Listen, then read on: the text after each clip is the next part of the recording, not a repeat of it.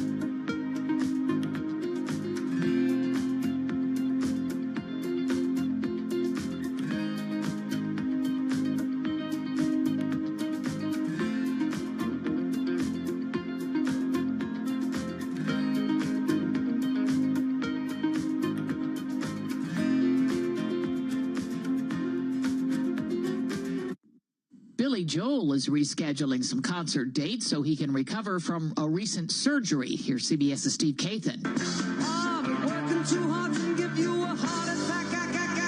In an Instagram post, Billy Joel doesn't specify the nature of the medical condition or reason for having surgery. He writes he's undergoing physical therapy now under the supervision of his doctors.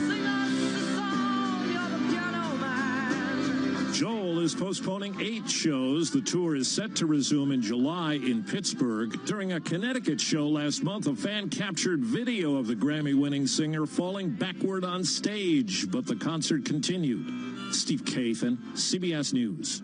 Rosie O'Donnell says she's moved to Ireland since the election. She calls the move heartbreaking, but says when she knows it is safe for all citizens to have equal rights in America, she'll consider coming back.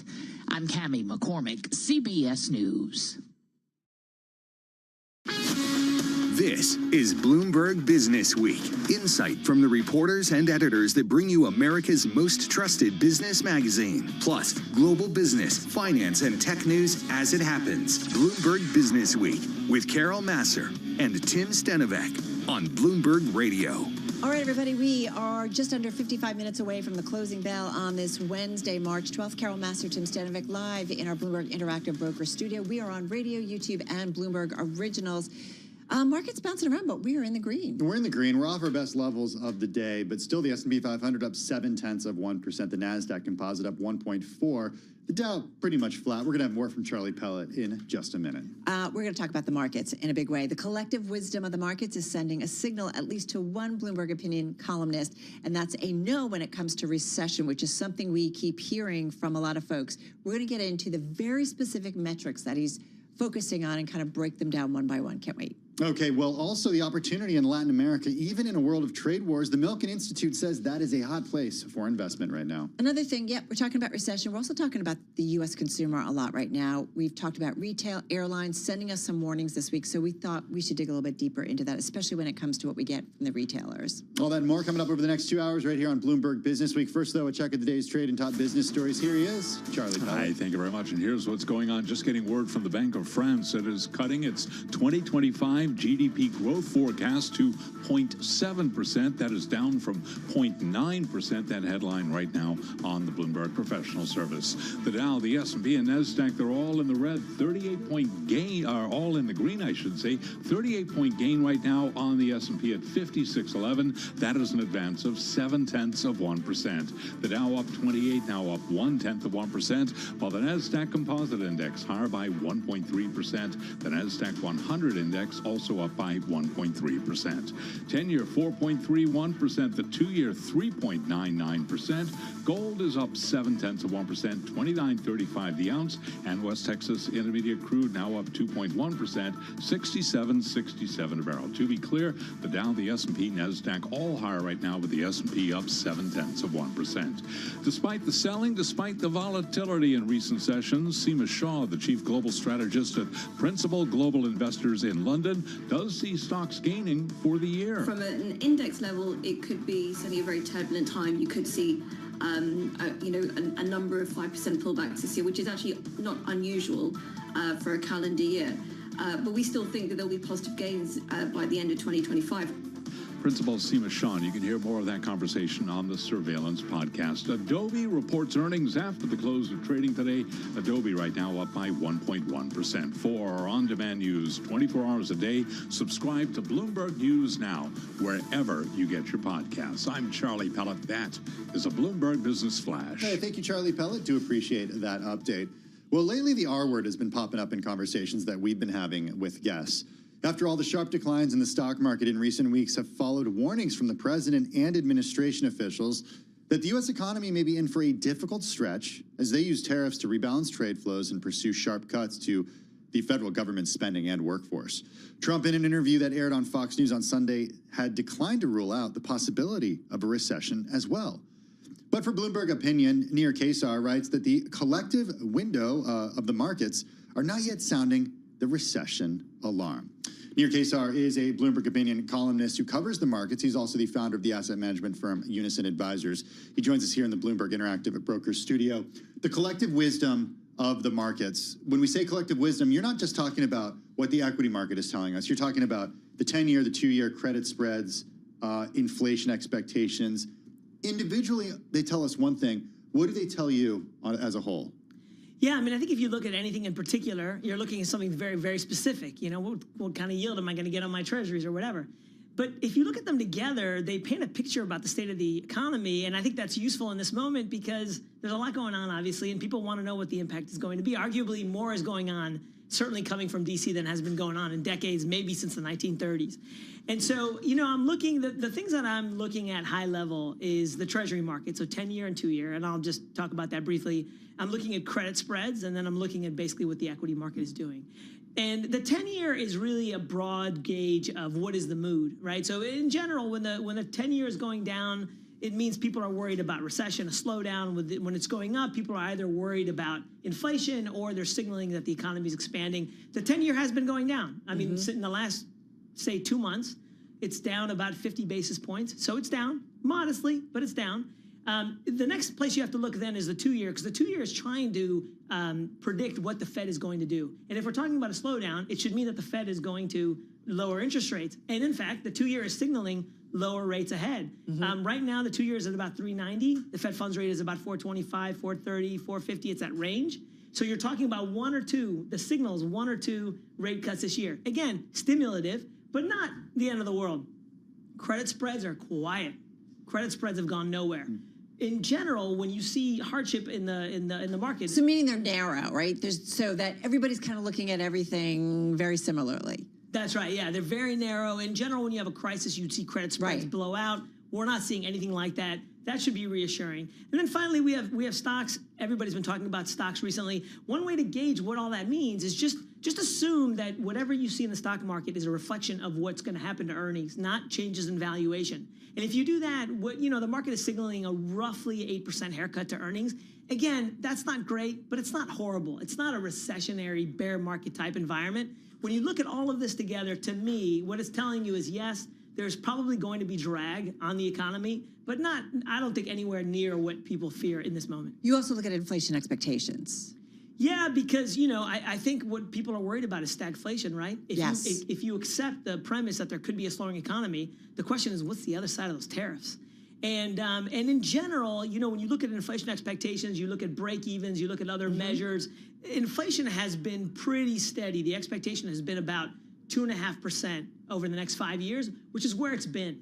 So, I don't see any reason to fear the stagflationary event either. You kick off your column with this great example of what a professor at Columbia Business School has to do, or asks his students to do, about guessing the number of jelly beans in a jar. Walk us through this, because I think it really, it's so easy for all of us, right, to obsess about one market, one move, one data point. But this gets to the importance of looking at things as a collection. So walk us through this. Yeah, I mean, this is maybe my favorite thing in all of finance. It's actually a very famous experiment that Michael Mauboussin at Columbia does with the students every year to just keep it alive. And basically, you take a big jar, you fill it with jelly beans, and then you ask people to guess how many jelly beans are in there. And what you find, inevitably, is that no individual person is even close to the number of beans in there. But somehow, the average of all the guesses is exceptionally close. And that's what I call, the wisdom of crowds, right? It's and this is what I think is reflected in markets. If all of us sit around and try to guess what the impact on all this policy is going to be on the markets, on the treasury yields, on the stock market, I think our individual guesses are going to be wildly off. But if we aggregate all our guesses, which is all markets do, they're just aggregating all the guesses, I think that guess is likely to be very close. And we have the benefits of just reading markets, and there's your guesses. So you're aggregating the data that is then aggregated by via the markets, essentially. Was there any data point that you didn't include in this aggregation that maybe we could look at as sort of an outlier, or something that sent a message that there is cause for concern? That's a good question, because it's sort of, I will tell you this, there's nothing that I saw that ran counter to my conclusion that I sort of cast aside, which is natural to do, right? It's like, you see something that doesn't fit your narrative. It's like, oh, I forgot about that one. But there are things that I didn't put in there for brevity that I think if you looked at, you would see as consistent with the sort of full picture. I'll give you one example. I looked at credit spreads as they relate treasuries relative to investment grade corporates. But you could also look at high yield. And high yield, in a way, is a deeper measure of stress. And if you look at the high yield spreads, they're also very quiet. So there are things I didn't put in there just to keep it readable, but I didn't see anything that would cut against sort of my major takeaway. So based on your takeaway, is the equity market reaction to what we've seen in the last couple of weeks the wrong reaction? I think I would call it a measured reaction. I'm actually working on some research now where I'm really trying to answer the question, because what happened really, the last couple of days have been pretty good.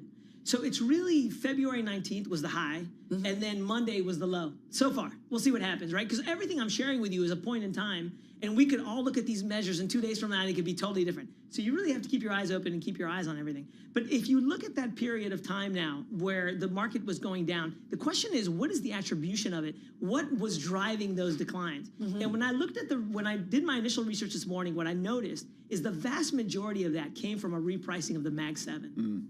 And what that suggests to me is that this might actually not have anything to do with policy at all. It might have something to do with investors looking at the earnings growth, the outsized earnings growth from the Mag 7 over the last 10 years, and saying, you know what, we've been pricing a continuation of this earnings growth, and we might have to rethink it now. Which makes complete sense if you think about for how long people have been saying, hey, listen, it's, the gains that we've seen are so concentrated in a handful of names. Although we had started to talk a little bit about, gains broadening out. But that would be kind of wild. So you're saying it would discount tariffs, it would discount a lot of stuff.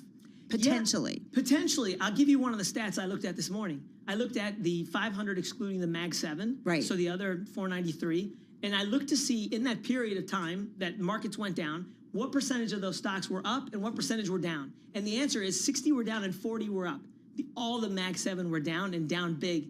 So if you look at that, and that's open to interpretation, right? But if you look at that, 40-60, it's not clear that this is a signal that there's this massive slowdown. Well, think about you, while the markets were selling off, we're pointing out the stocks that were hitting 52-week highs, and we kept looking at the S&P 500, and it's not like all of the names, like everybody was running for the exit. That wasn't the case. That's right. That's right. And so you sort of have to rethink. I mean, if this is a broad recessionary moment, you would think that there's going to be pain that's widely felt, right? That's not how this market behaved. So, as I mentioned, you're also the founder of the asset management firm Unison Advisors. How are you advising clients right now? I think in general, when you don't have big moves in markets, then there's no compelling reason to do anything big, So what I'm telling people is try to read the markets and try not to read the news. I know that sounds funny. So you're saying what happened on Monday and stuff wasn't a big move? Yeah. Or even the touching on a correction on the S&P. Not a big move? Not a big move. I don't think this is a reason to reposition your portfolio. I mean, I think if we're inching towards a bear market, if you see something a little bit bigger, like I said, credit spreads are starting to blow out, then I think you have to start thinking, is this a buying opportunity? Do I need to be more defensive? Am I taking more risk than I want? But what I would say is keep an eye on markets, and unless you see a bigger move, don't do anything. Great stuff. So appreciate it. Thank you so much. Nir, of course, is columnist at Bloomberg Opinion, founder of Unison Advisors, joining us right here in our studio. We do have some headlines on Microsoft. Yeah, Redhead, Microsoft's FTC probe moves ahead with a broad Microsoft antitrust probe. Trump's FTC moves. The U.S. Federal Trade Commission is moving ahead with a sprawling antitrust probe of Microsoft that was open in the waning days of the Biden administration. It signals that Donald Trump's new FTC chair, Andrew Ferguson, is going to prioritize scrutiny of tech giants. Looking at shares of Microsoft as we speak, off their highs of the session, but still a gain of about 0.4%. But as we said, maybe a little bit of a dip down here. We'll continue to track that trade. You are listening and watching Bloomberg Business Week.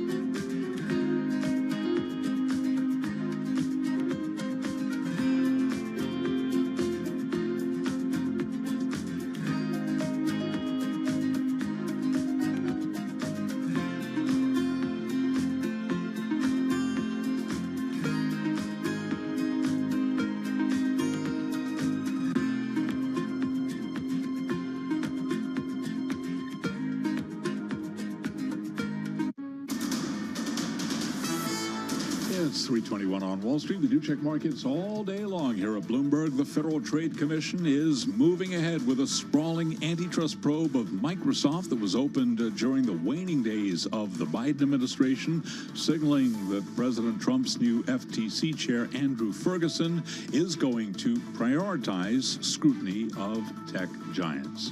Microsoft shares right now, they are trading higher by 0.7%. The Dow just turning negative, 38 minutes to go ahead of the close. Dow giving up earlier gains, down 4 right now. The S&P holding on to a 34-point gain at 56.04, up by about 0.6%. We've got NASDAQ up 211, up by 1.2%. The 10-year, 4.31%. The 2-year, 3.99%. Gold up 0.7, 29.35 the ounce. And West Texas Intermediate crude up 2%, 67.60 for a barrel of WTI. So the Dow lower right now. We have seen selling in recent sessions. Stephanie Guild is the head of investment strategy at Robinhood Financial. And this morning on Bloomberg Radio, she was asked about buying the dip. If you look across our platform, our customers are smart and they are buying the dip, but very selectively. They're buying it in the places that they favor the most. Tesla's was down at least anyway, like over 50%. Yeah. That's where you're seeing the dip buying. Also NVIDIA. That's where the two places they've been doing it. And then the rest of the buying has been across, like I like to call it peanut buttering, because they're sort of spreading it across different index funds. Stephanie Guild of Robinhood, by the way, lowering her S&P 500 target to 6,300 from 6,500. She mentioned Tesla and NVIDIA. Tesla right now up 7.5%. NVIDIA up by 6%. For on-demand news 24 hours a day, subscribe to Bloomberg News Now wherever you get your podcasts. I'm Charlie Pellet. That is a Bloomberg Business Flash. Hey, thanks so much for that update, Charlie. Do appreciate it. Well, so much of the focus on tariffs this week has been around what's going on in Canada. Canada. Yeah, like a lot. A lot. Right. JoJo gave us a good update on that earlier. And back and forth. Yeah. But let's not forget that earlier this month, the U.S. imposed 25% tariffs on USMCA non-compliant goods. This information I got thanks to a great Bloomberg compilation of the measures that have been implemented. You are like obsessed. I was like, Carol, you got to see this thing. And he like stood over me on my desk. No. I'm like, I'm going to send this to you. Pull it up. Yeah, it's really helpful. So if you check it out on the terminal. Mexico, for its part. How do you get it? I don't know. Oh, okay. I'll send. We'll figure it out. We'll figure it out. You tweet it out. I was hoping you wouldn't ask me how to get it. Mexico, for its part, will wait until seeing what U.S. policy is unveiled on April 2nd before taking any steps to respond to tariffs. This is from Mexican President Claudia Sheinbaum. She said this earlier today. Mexico is the U.S.'s largest trading partner. It's the second largest economy in Latin America, and it's a key focus of this year's Milken Global Opportunity Index. It's, in the Institute's words, something that explores the economic landscape of countries worldwide to help businesses make investment decisions and governments identify policies for attracting foreign capital. Maggie Switek is Senior Director of Research at the Milken Institute. She's also the lead author of the report. She joins us from Santa Monica, California. Maggie, did this report and how you went into it change at all, given what we've heard from the Trump administration just in the first few weeks of this administration? No, it hasn't really. So as you mentioned at the top and as we mentioned in the report, this report really provides an objective benchmark for evaluating the relative attractiveness of countries for foreign investors. And so the fundamentals of the attractiveness of the countries hasn't changed. The situation around perhaps is ever evolving, but the factors that we measure in the Global Opportunity Index, such as the abundance of human and natural resources and other aspects, business perception, or the strength of the financial services and financial markets, those factors really have not been affected by, the pivots that have been happening lately. But what if the difficulty in bringing a product into the United States is affected by this administration, and it makes it less attractive to perhaps build a factory in a place like Mexico if a tariff of 25% will be charged on that good when it does come over the border? Doesn't that need to be taken into account? Well, that does need to be taken into account. However, what I will say is that, again, this report really looks at the fundamentals, at what is at the basis. So what will change is capital flows probably in the short, medium, and possibly long term. Now, these countries, such as, for example, we were talking about Mexico. Mexico is one of the countries with the highest level of economic openness on our index. And its economic openness not stems, of course, from its strong relations with countries such as the United States, but also from the abundance of international free trade agreements that it has with countries across the world. So while United States is, of course, very important and the main trade partner for countries such as Mexico, they also have connections across the world, and those so far have not been affected by the changing in trade situation. Well, and I think, Maggie, to Tim's point, like, just, you know, we feel it. We talk to a lot of folks who manage a lot of money, you know, trying to make decisions, trying to make sense, you know, in some cases kind of being in limbo until we understand kind of what policy really, what it will amount to, because it can sometimes seem to, in terms of conversations or comments out of the White House, change from hour to hour, from week to week, from day to day. So I'm just wondering what that, you know, I think we're trying to get into, does the world kind of feel that way, whether it's Latin America, South America, or elsewhere? I'm sure it does. And so what I would say is that because of that precisely is why I would say that all of the information that has been coming out, it's a little bit too soon to judge what effects it's going to have in the medium and long term. However, what we can look at is, again, the basis of what already has been established in those countries. As you were saying yourself at the top there also, the tariffs that were imposed last week, right now they do not apply to USMCA compliant goods. A lot of the trade that is happening between Mexico and the United States is within those sectors that are compliant with the USMCA. So again, you know, we really, I think everybody still has to figure out how this will, what will actually end up happening in the medium term, and how this will impact capital inflows. Now, however, within that framework, the Global Opportunity Index does provide information about what are the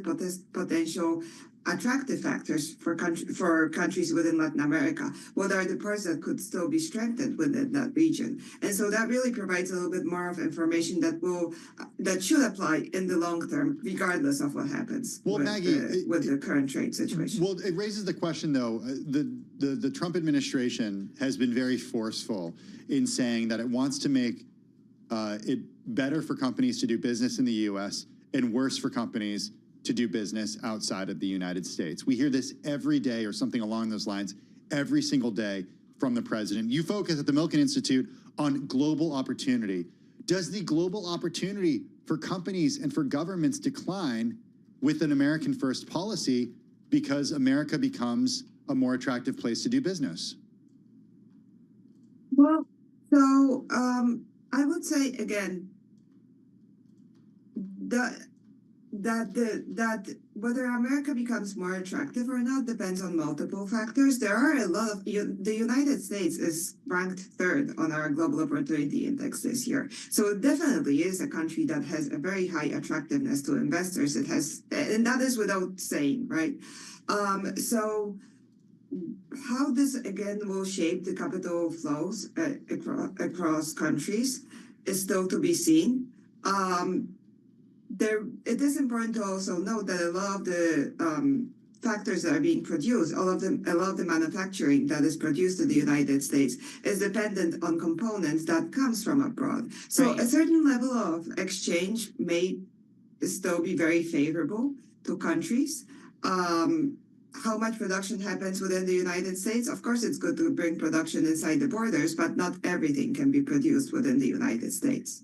No, that's fair, and we've certainly heard that from other folks in this studio. Maggie, thank you so much. Maggie Switek, she's Senior Director of Research at the Milken Institute, lead author of the report that we were just talking about. She's joining us from the West Coast on this Wednesday. Well, the U.S. Federal Trade Commission is moving ahead with a sprawling antitrust probe of Microsoft that was opened in the waning days of the Biden administration. It signals that Donald Trump's new FTC chair, Andrew Ferguson, is going to prioritize scrutiny of tech giants.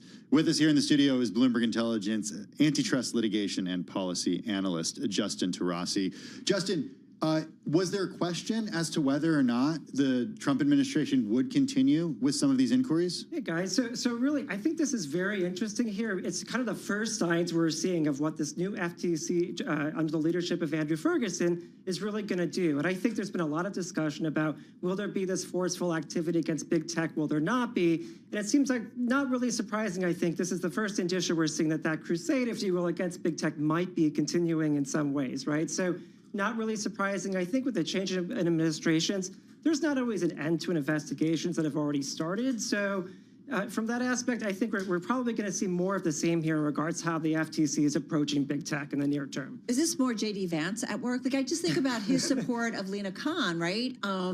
Understanding of big technology. Like, you do wonder about the different members of the Trump administration who is maybe catching the president's ear on certain things. Yeah, that's also a good question. And again, I think we've been looking at trying to read these tea leaves, the first kind of bits of antitrust activity coming out of the new administration to see what they're going to do here. I don't know that it's necessarily J.D. Vance, but I think it is interesting to see that we're seeing this push continue with regard to big tech.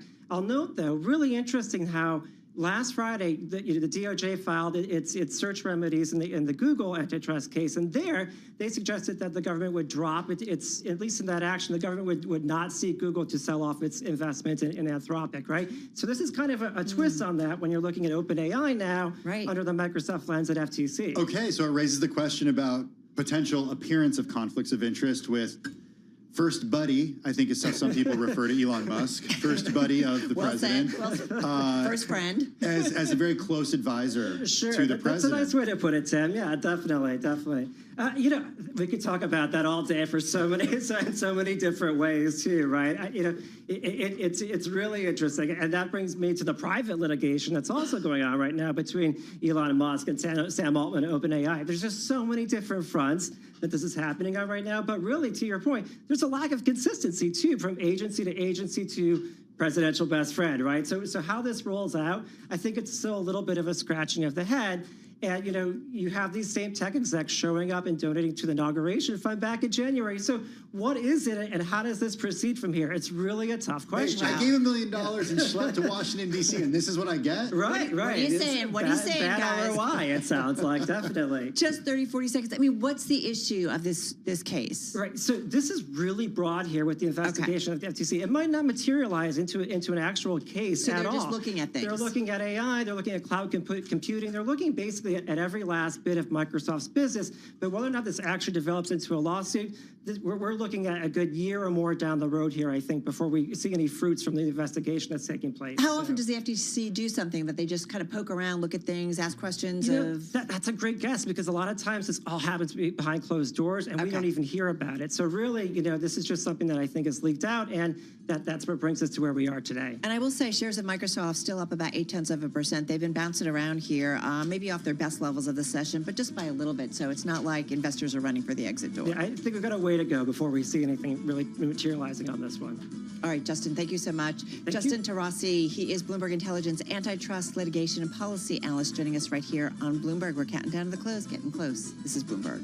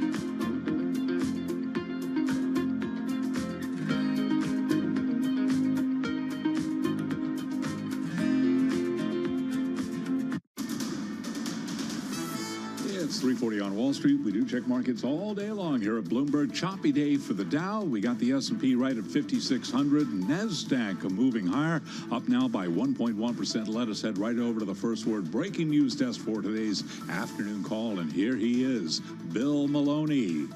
And good afternoon, Charlie. That's right. Stocks are choppy, but are trying to find a bottom. The Dow's down 34 points, was down 423. S&Ps are higher by 0.5%, while NASDAQ gains 1.1%. The U.S. 10-year yield is at 4.31%. Gold is up 19. Oil is climbing, but Bitcoin, that's a little changed. Among the main 11 S&P sectors, leaders were tech and telecom. Consumer staples were under pressure, and leaders to the upside in the Dow, NVIDIA and Boeing, while Procter & Gamble fell 2.9% and led to the downside. In the tech space, Trump's FTC moves ahead with a broad Microsoft antitrust probe. And in deal news, drug makers Mallinckrodt and Endo are said to be in talks over a $7 billion merger. In other news, iRobot plunged 34% after doubts it can continue as a going concern. And wrapping things up, Adobe reports after the bell. Live from the first breaking news desk, I'm Bill Maloney. Charlie? Okay, we thank you very much, Bill Maloney, to hear live breaking news over your Bloomberg-type squawk, SQUA, on your Bloomberg terminal. I'm Charlie Pellet. That is a Bloomberg Business Flash. I'm driving in my car. How about you let me drive? Oh, no. This is not a twin. Who's gonna drive you home? Honey, please, I'll do the driving. Drive on. Excuse me, I want to drive. It's the question that drives us. This is the drive to the close. That funky music will drive us till the dawn. On Bloomberg Radio. All right, you just heard from Charlie and Bill Maloney about the kind of round trip that we saw with U.S. stocks. Where was he? Bill's in New Jersey. Oh, okay. I think. I don't know where he is. You can never tell with that background. No. But he's allowed to work out of the office one day a week. He can do it anywhere. And that guy is here, by the way, at pre-6 a.m. or pre-5 a.m. He really is. No judgment call. No judgment call. You highlighted something really interesting today in our prep. This is from the Markets Live blog. The word uncertainty is appearing on the Bloomberg terminal at its fastest pace since November of 2020, as global markets are whipsawed by trade wars and recession fears. I love stuff like this when we go through either earnings season and what CEOs are using the most, and I love the word clouds. The word clouds, right? Really cool. It just whether or not it becomes a reality, but sentiment is an important thing in terms of markets. Hey, let's figure out what Philip Palumbo is thinking. He's founder and CEO and CIO at Palumbo Wealth Management. He joins us from Great Neck, New York. Philip, good to have you back with us. It has been a while since we spoke. What are you hearing from your clients right now as we've seen markets whipsaw over the last couple of weeks? Yeah, you use the word perfectly, uncertainty. I mean, it's a word that everybody's using. Everybody's very fearful of Trump and the way he's erratic and how quickly he's moving forward with all his game plan that he talked about during the campaign. Nobody really thought that he'd move as quickly as he is moving, and it's scaring a lot of clients. So do they buy into this notion, and do you buy into this notion that the president is not paying attention to financial markets or does not care about what he sees with financial markets, as he said? Yeah, I don't buy into that, no. So I think he's got one eye on tariffs and one eye on the overall markets. Okay. I definitely think it's really important to him to understand where the economy's going, where the market's going, because Trump is a scorecard type person, and I can't imagine he's not really looking at the markets, and at some point there'll be a Trump put that'll be put into place.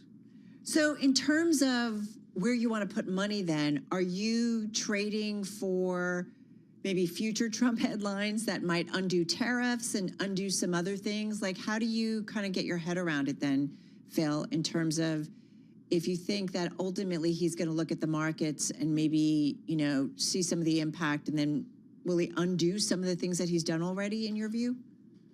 Well, it's a lot bigger than that. It's more about, the way I describe it is, you have, one side of the barbell is the tariffs, and you got the DOGE, which is the cutting of the deficit, which is really contracts an economy. The other side of it is deregulation and the extension of tax cuts, which actually can improve an economy.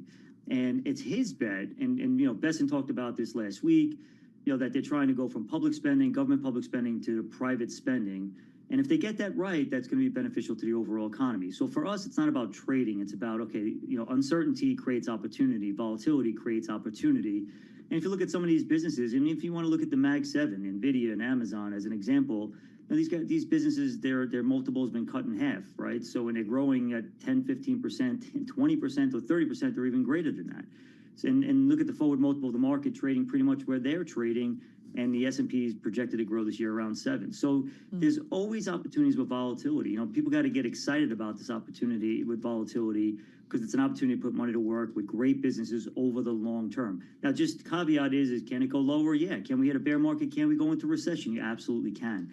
Nobody can time that. Nobody can figure that out. You just have to look at opportunities as it comes to you in buying great businesses at a cheap price. Well, I want to talk about some of those companies that you do argue are great businesses. Some of the stock picks that you sent along to our producer, Paul Brennan. Northrop Grumman on your radar. Ticker NOC down 3.4% today. A stalwart when it comes to Pentagon contracts and government contracts.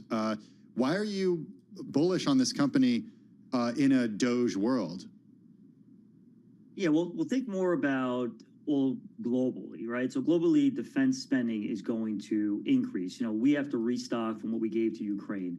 All of that is going to be beneficial to Northrop. In addition to that, they're winning major defense contracts, that will last greater than 10 years. So free cash flow estimates going forward, on average, you're looking at around 16%.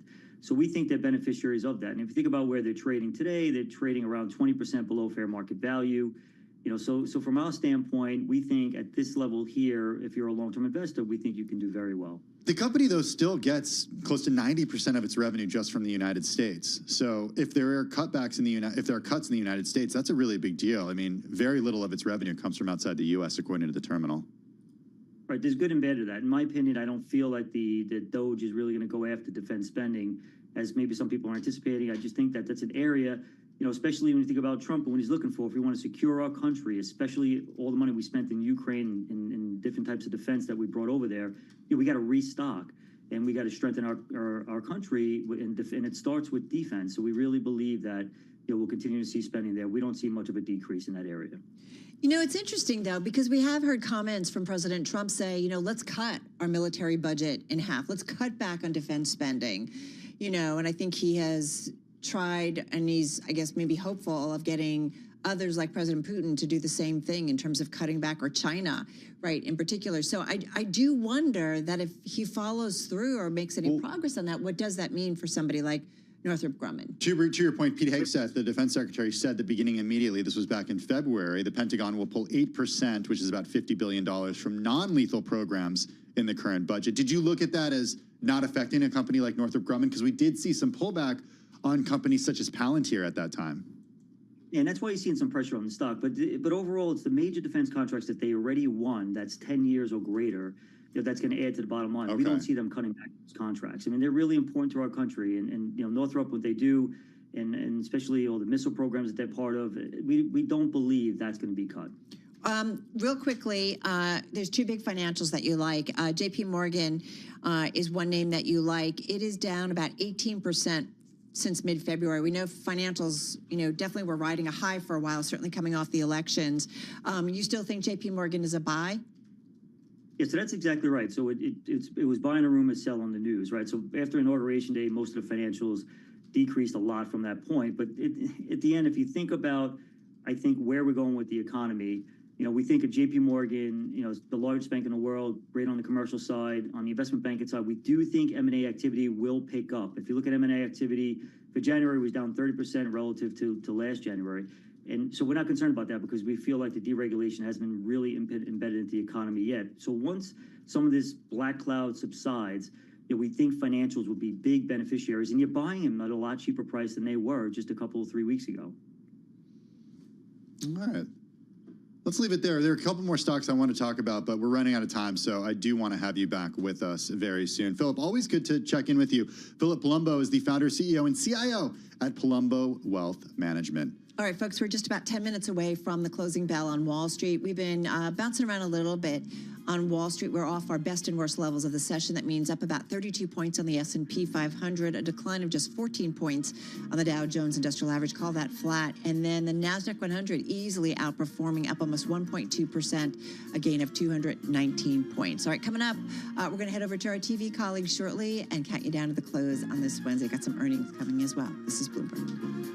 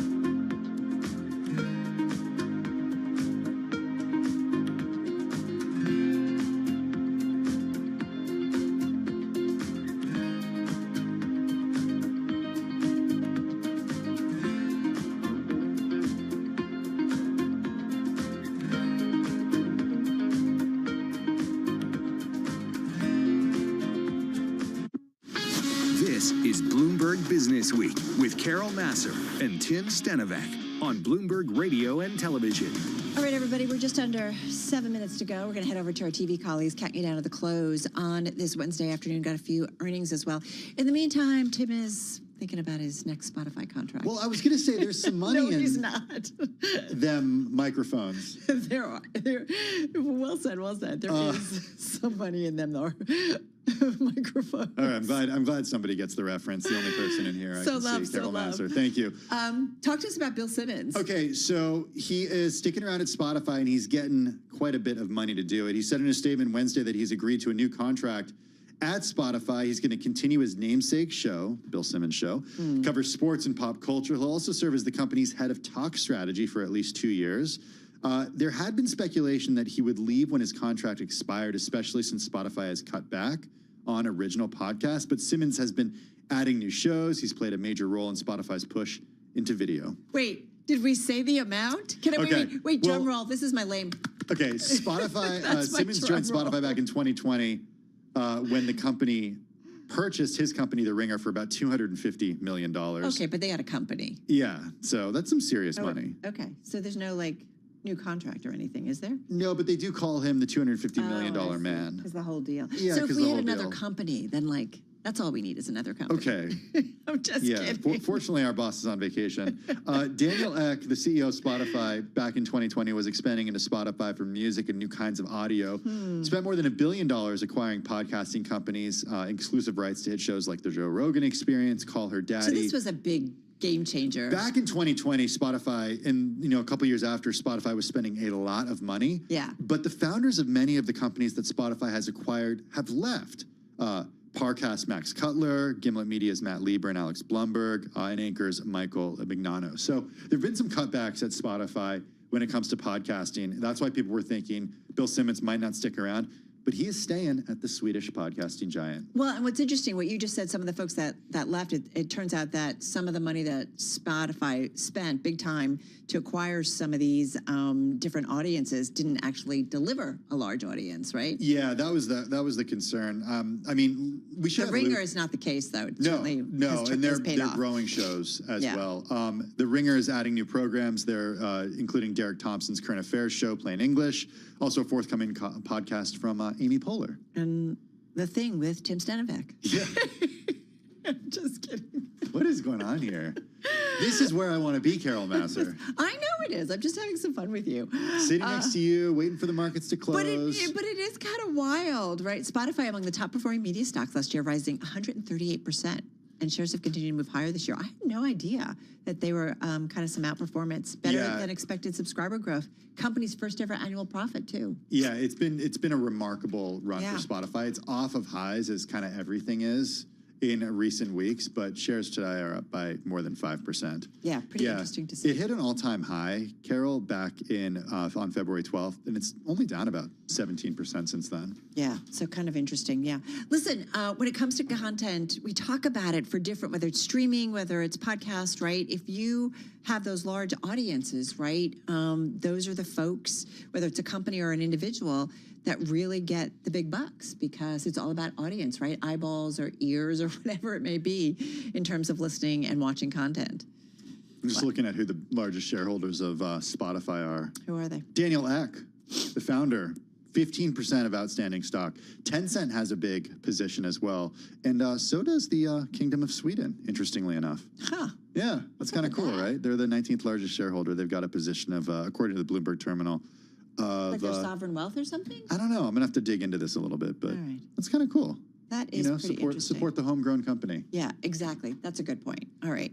All right, folks, we are just about 2.5 minutes away from the closing bell here on Wall Street, and we see stocks still off their best and worst levels, but kind of a mixed market, but up about 1.1% on the NASDAQ 100. Some outperformance there. We're getting ready, too, for some earnings to come your way from American Eagle, Fossil Group, also Adobe. So we'll be breaking down those results. Do not go anywhere. Tim and I heading over to our TV colleagues. Closing bell starts right now.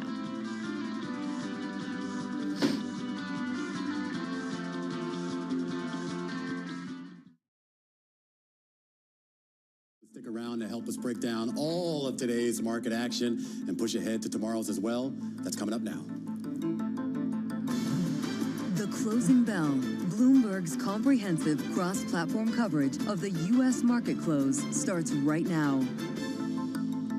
And right now, we are 2 minutes away from the end of the trading day. Romaine Bostic alongside Alex Steele here to take you through that closing bell. A global simulcast starts now. Scarlett Fu in the TV studio, Carol Masser and Tim Stenevec in the radio booth. Who are you? Where are we? Welcome. Who are you people? Everyone's back. We haven't seen you guys in like how many days? Yesterday? I don't know. We see you in the newsroom, but you know, not in Friday? Not in our little square box. Well, you guys always ditch us for some other guy for some strange reason, but you know, we're always here, Carol Masser, if you ever need us. All right, that's good to know. Yeah. Good to know. I feel like investors have come back. They're here kind of today. Market's bouncing around again. Seeing some outperformance though, especially when it comes to some of those big tech names. Yeah, but the direction for much of the day was kind of unclear. I mean, on the S&P 500, we were down as much as half a percentage point, and as high as 1.3% today. So I don't know. Are investors trying to figure out exactly which way things should be moving? You know what? Let's just take the cooler than expected CPI report for what it was. It was a good sign, and I think investors are happy with that for now, and that's really all I can work on for now because so much is unknown. I don't know, guys. I think we're fading. I mean, I hear you that the Nasdaq 100 is still up, but you know the Dow's negative. You look at the Russell, you look at the S&P, that's rolling over too, and it really just begs. If we fade into the close, that's never a good technical sign as we head into tomorrow. And I, you know, and again, you know, not to sort of look at everything through a pessimistic lens, but when you look at an S&P where the big decliners on the day all seem to be in that more consumer-facing part of the economy, you know, your Hershey's, your Targets, Dollar Tree. Don't forget the airlines down for another day after some of those profit warnings that we got out of Delta and American here. So there's a huge segment of this economy, at least through the eyes of investors, that maybe isn't quite living up to what we're seeing on the other side of that ledger when it comes to big cap tech. And I do want to start there on the far right of your screen with the NASDAQ composite up more than 200 points on the day. Similar move for the NASDAQ 100, each up about 1.2% here on the day. And that's because 8% jump on Tesla, 8% jump on Micron, 6% jump on NVIDIA. Chip stocks, at least for today, back in vogue. The S&P up 0.5%, or up 27 points. The Dow, though, is going to close in the red, down about 0.2%. And the Russell 2000 clinging to a modest gain, higher by 0.1%. Yeah, and to Alex's earlier point, I mean, most names in the S&P 500 are, in fact, lower today. 322 to the downside, 180, Scarlett, to the upside. All right, let's take a look at the IMAP, which splits up the S&P 500 into 11 industry groups. A real mix here. Tech, communication services, and consumer discretionary really representing big tech names, all up by at least 1%. And then in terms of the decliners, consumer staples, as Romaine mentioned, healthcare and materials, basically a lot of the sectors that had gained during this period where investors went risk off. All right, guys, to some of the individual gainers. Vistra Corporation was up almost 12% at its highs today, finishing the day with about a 6.7% gain. Overall, we did see nuclear power stocks rising after tech and energy companies pledging support to the wider use of nuclear power to cater to surging demand from all of those data centers and also from factories. Amazon.com, Meta, Occidental, and Dow are among the initial members of what's called the Large Energy Users Group, which is backing a global effort announced in 2023 to triple the world's nuclear capacity by 2050. So a move certainly in those names. Intel up about 4.6%, finishing off an earlier gain of about 7%. That was its high intraday, but still about 4.5% higher. Reuters out saying that TSMC has pitched NVIDIA, AMD, Broadcom, and Qualcomm about taking stakes in a joint venture that would operate Intel's factories. So under this, TSMC would run the operations of Intel's foundry division. It would not own, though, more than 50%, according to Reuters, citing people familiar. Any final deal apparently would need approval, though, from the Trump administration. And Tesla, folks, check it out. Number one gainer in the S&P 500 today, up 7.6% at its gain today. Of course, President Trump highlighting Teslas yesterday. I will point out a second analyst covering Tesla is bracing for vehicle sales to drop this year rather than rebound from the first annual decline in more than a decade. So even though Wall Street commentary, some concerns, we did see investors come back in a big way in this one. It's still down a lot for the year, down about 40%. All right. Speaking of stocks that are down, I do want to start with airlines. Romain, you mentioned it. An airline that I'm highlighting today is United, down 4.7%. But airlines as a whole continued their descent today. The latest batch of U.S. inflation data showed that airfares posted their steepest month-over-month decline since June. Stuart Paul from Bloomberg Economics was on with us. He reminded us of the seasonality here, and that this time of year we're not seeing a lot of demand, and also compared to sort of the holiday months. But it does still add to a sign of a downturn in travel demand flagged by carriers in recent days. As a reminder, this week we got two of the biggest U.S. airlines, American and Delta, slashing their financial forecasts, and a host of major retailers too warning about demand. This is concerns, adding to concerns about a potential recession. Harley-Davidson shares falling today, ticker HOG, down by 5.7%. One of several U.S. exporters that fell after the European Union launched countermeasures against new U.S. metals tariffs. Proposed targets including steel and aluminum products, motorcycles, beef, poultry, and spirits. Speaking of spirits, Brown-Forman, the maker of Jack Daniels, also fell on this. And then iRobot shares down 36%. The company raising substantial doubt about its ability to continue operating, and its board has begun a formal strategic review to evaluate options, including refining its debt and exploring a potential sale. Remember, it wasn't that long ago that Amazon was going to buy this company for more than $1 billion. Now it's worth just a fraction of that, just over a market cap of just over $100 million. I thought everyone loved this thing. I'm a Dyson person, but I thought everyone loved the robot that cleans for you. I just got one for my parents. Yeah, the round thing that Roomba. Roomba. I always say Roomba. I mean, there are a lot of knockoffs. There are a lot of knockoffs you can. Apparently, they can navigate around pets now. So more like the dog will attack. I'm more worried about the dog navigating around the thing, which no, that would be disastrous. This makes a lot more sense. Okay, I'm going to the bond market here, guys, because we had a sell-off all across the curve, particularly in the front end. Right, there's some repricing maybe after that cooler than expected CPI, but the 10-year auction came in. It was pretty strong. There was a solid bid to cover ratio, and we also have the 30-year coming tomorrow at $22 billion. So watching that. So a little bit of a dichotomy there, right? Strong demand, like the buying coming in there, but on a day-to-day basis, seeing some selling pick up. All right, folks. So, thinking about the market trade today, we talked about the inflation print. We get another one tomorrow, so we'll see whether or not, because within that, there's actually a component that goes into the Fed's preferred inflation read. So whether or not that carries a little bit more weight on Wall Street, we'll see. Sorry to cut you off, Carol, but it's what I do. Adobe earnings out crossing the wire right now. For the most recent quarter, the first quarter adjusted EPS did beat $5.08 a share. The Street was looking for $4.97 a share. Revenue also a slight beat at $5.71 billion. The Street looking for $5.66. Here's your guidance going forward. The company says that for the second quarter, adjusted EPS will come in a range of $4.95 to $5. The Street on average was looking for $5. Revenue for the second quarter will come in at $5.77 billion to $5.82 billion. The Street was looking for 5.8. So a modest beat for the most recent quarter, and for the quarter that we're currently in, it looks like the top end of the guidance that they're giving would match Street estimates. All right, let's give you American Eagle, the once upon a time teen retailer. I don't know if it still caters to teens, but it's because 30-year-olds dress like teens and 40-year-olds dress like 30-year-olds now. Anyway, American Eagle fourth quarter earnings per share, 54 cents versus 3 cents year over year. Not sure if we're comparing like with like, but the net revenue here, $1.6 billion, matches analyst estimates. And what's interesting here is the commentary that American Eagle has given for this quarter, saying that entering 2025, the first quarter is off to a slower start than expected, reflecting less robust demand, and then, of course, blaming colder weather as well. All right, folks, we have another earnings report crossing Sentinel-1. Fourth quarter revenue, slightly better than what the Street was expecting, coming in at $225.5 million. The Street estimate was for $222.3 million. Fourth quarter adjusted EPS, 4 cents a share versus an estimate of 1.2 cents a share. And just a quick, I'm going to pull it up on my Bloomberg, and the stock in the aftermarket, down 12%. Thank you very much. Now 15. Keep talking. There we go. It was a little slow. It's going down. All right. It is going down. It's down about 12%, so ouch. This is Scarlett's favorite stock right now. Is it? Yeah, because I'm being facetious. She loves the ticker. It's a very simple ticker, S. S. Which used to be the Sears ticker. Remember that? Yeah. Until it became SHLD. Yes, I do. This is all like a stroll down memory lane. Yeah, it is. Hey, listen, a story that caught our attention. I have no good segue here. There's a mansion in California. It's got 3 pools and a Shark Tank, and it's coming on the market for $59 million. Shark Tank? No, thank you. What? Is that it? Sorry. Ooh, sorry. Oh, we are going to talk about this. Okay, so the seller, this is according to the Wall Street Journal, is Lee Evans, a real estate developer. He set a record for the Coachella Valley when he purchased this house back in 2022. It's in Palm Desert for $42 million. This is according to Bighorn Properties, the organization with the listing. I don't know, Carol, you had me at Shark Tank. That sounds pretty good. No, it's terrible. That's upsetting. Who cleans it? Horrible. Who cleans it? This is in the desert? Yeah. Can sharks survive in the desert? No, it's inside in a the tank, house. Romaine. It's in the main house. Oh. Wait, the fish come with the It's a house or no? hallway. It runs through an aquarium full of exotic shark a fish, fish? and beneath an overhead shark tank. Yeah.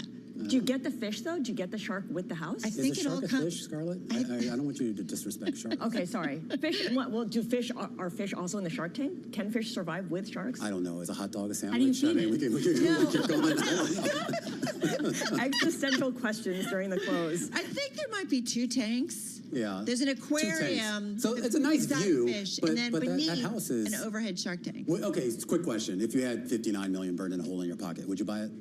No. No, I'm terrified of sharks, guys. So this is It's really, in a tank, though. literally my worst nightmare come true. You could be like a James Bond Until like the villain. high fuel hits the Shark Tank and then everything comes crashing down. That was like a movie. Does anybody have a shark fin? Can we just cue the shark fin effect for Alex? Nope, that's copyright. We have cricket. Oh, we did. We have the cricket effect. Oh my God! Romaine does shark. Love that. All right. Wonderful. We got to wrap. That's a run. We got to run. Blew my street cred. I know, totally. All right. That is our cross-platform coverage. We do it on radio, TV, YouTube, Bloomberg Originals, and wherever the sharks are. I think Alex is heading out, but Scarlett and Romaine are continuing on TV. We are going to continue on Bloomberg Business Week. This is Bloomberg Business Week, insight from the reporters and editors that bring you America's most trusted business magazine, plus global business, finance, and tech news as it happens. Bloomberg Business Week with Carol Masser and Tim Stenivek on Bloomberg Radio. It is Bloomberg Business Week. That's Carol Masser. I am Tim Stenivek. And we're going to get back to talking about markets. It's enough sharks for you, Carol. Are there sharks in the market? Depends on how you define Finding it. deals? Yeah, I think there are. The S&P 500 closed higher today by 0.5 percentage point. The NASDAQ by 1.2%. The Dow fell by 0.2%. So on a whole, many equities did advance after that sell-off put the S&P 500 on the verge of a technical correction. The bounce today led by tech mega caps. It got heavily hit during the market downturn. Anxiety around the impacts of President Trump's policies continued to influence sentiment.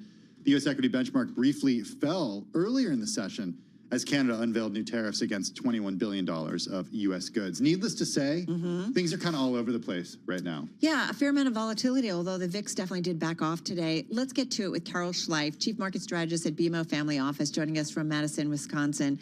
Minneapolis. You're in Minneapolis?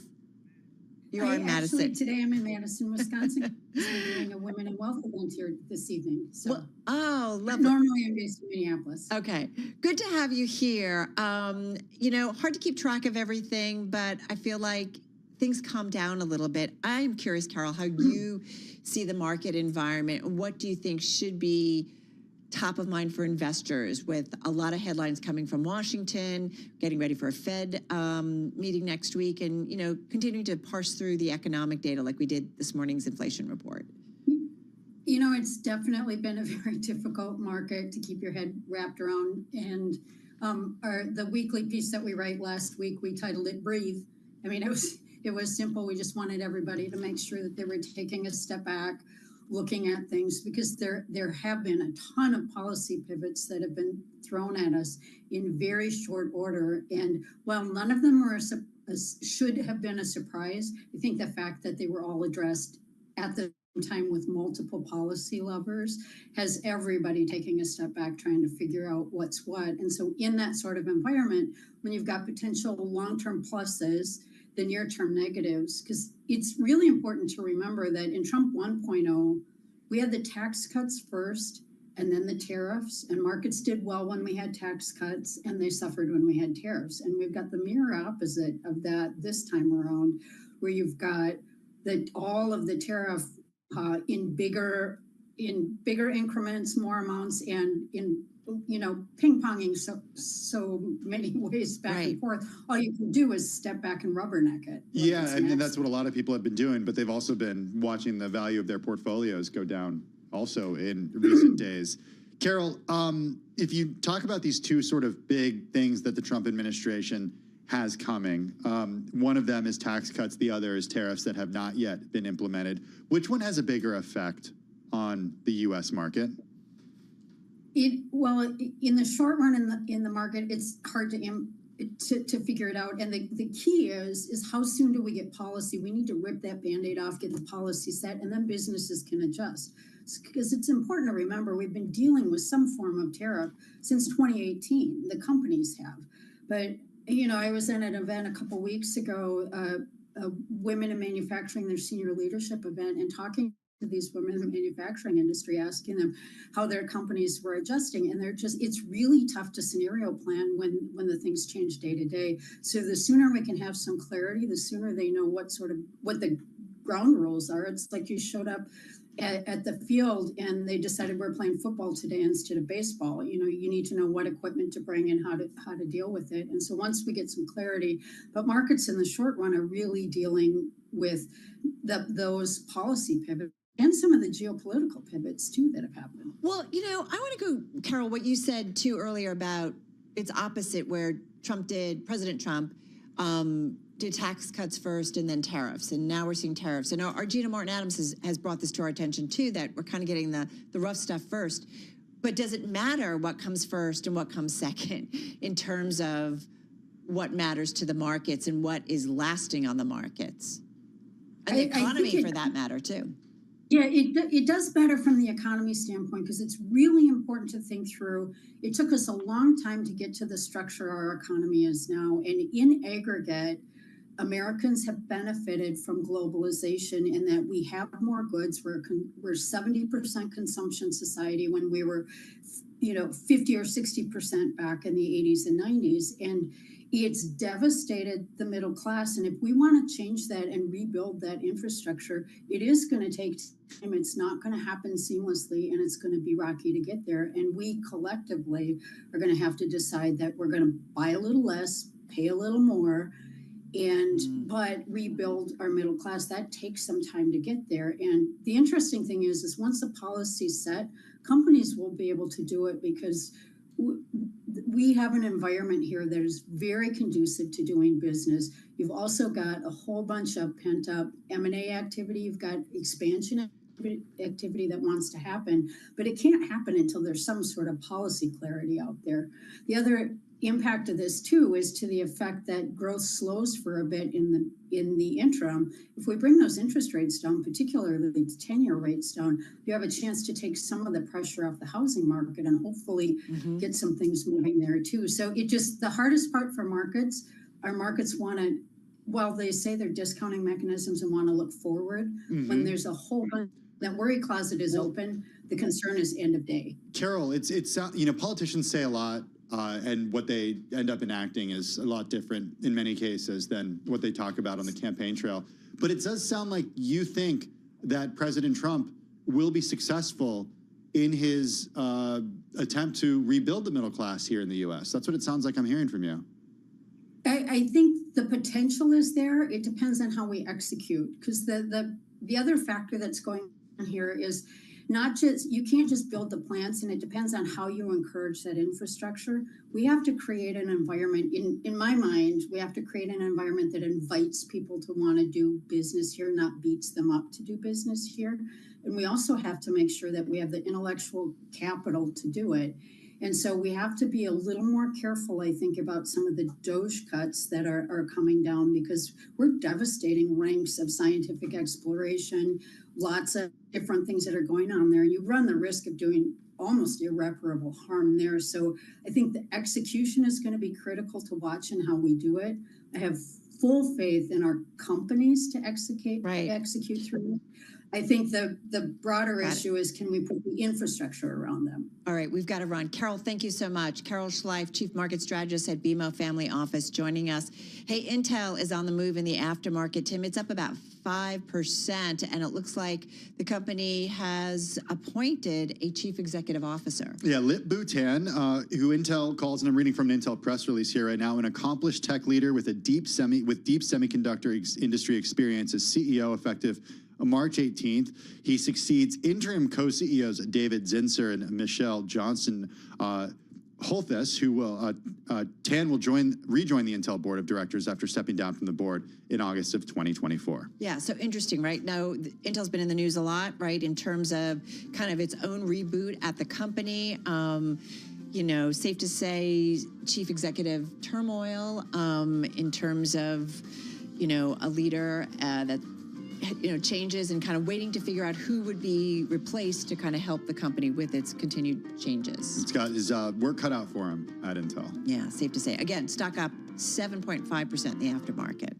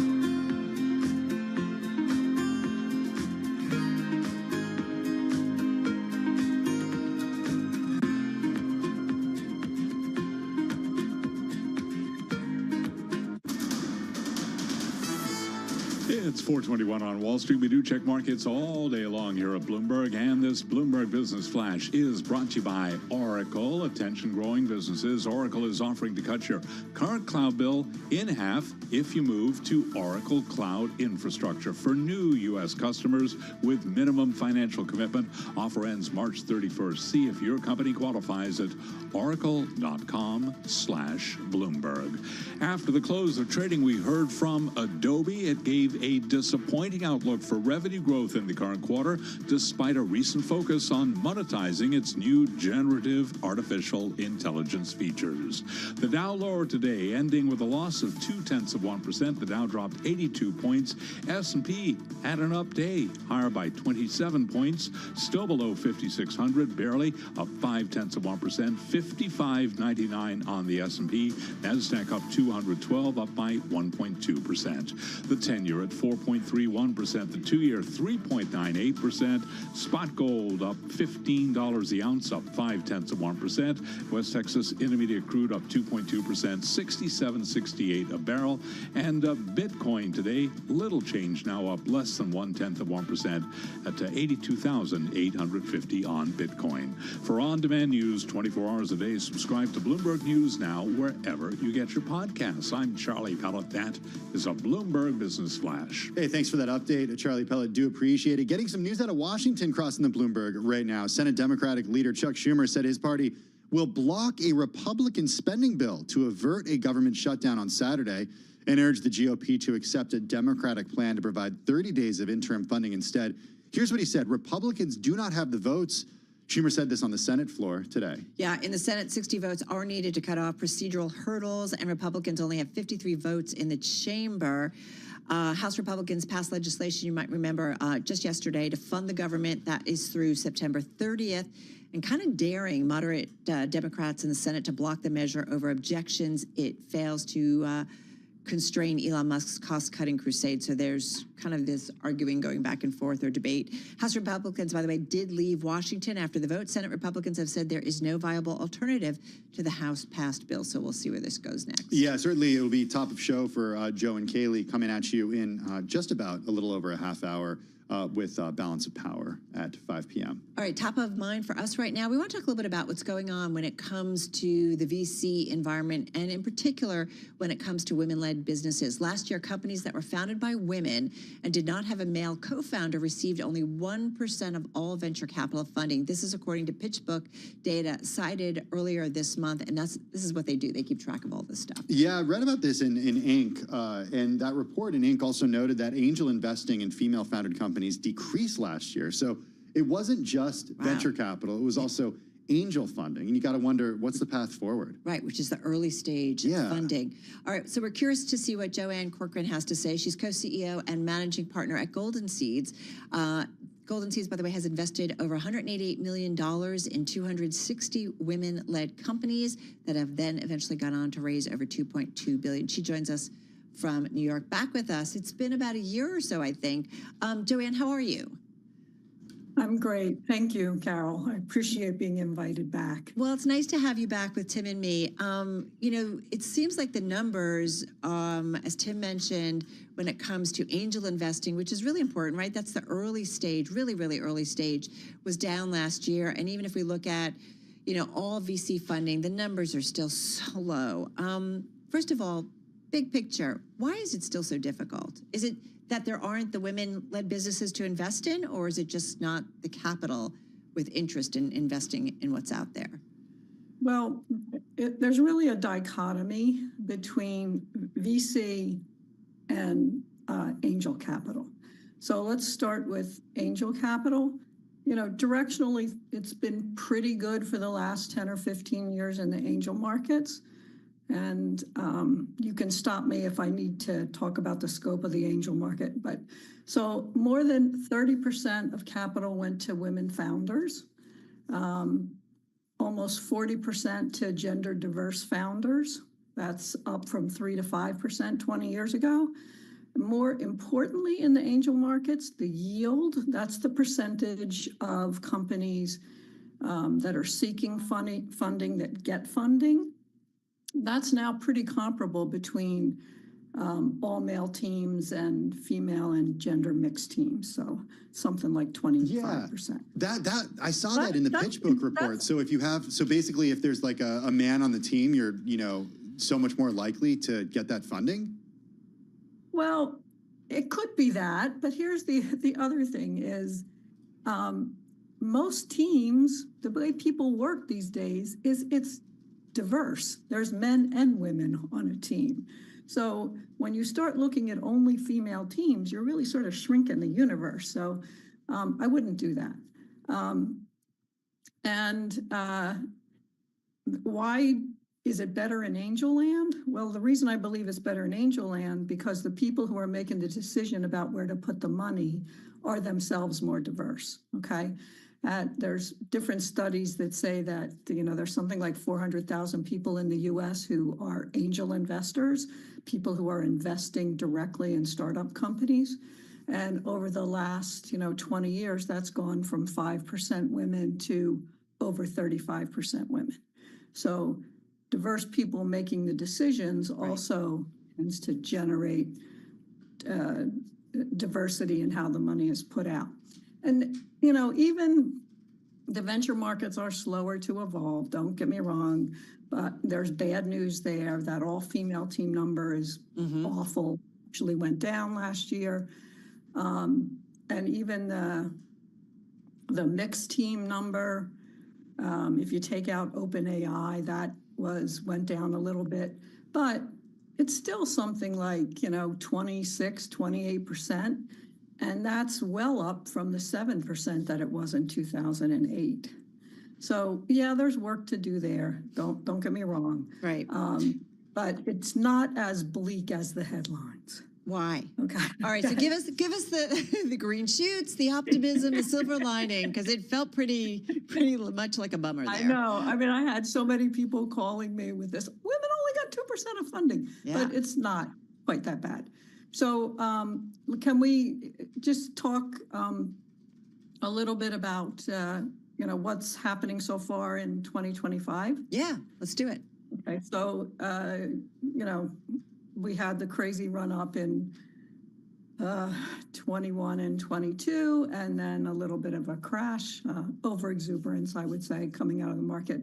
24 was a tiny bit better than 23, still a long way from the numbers we saw in the run up, but a little bit better.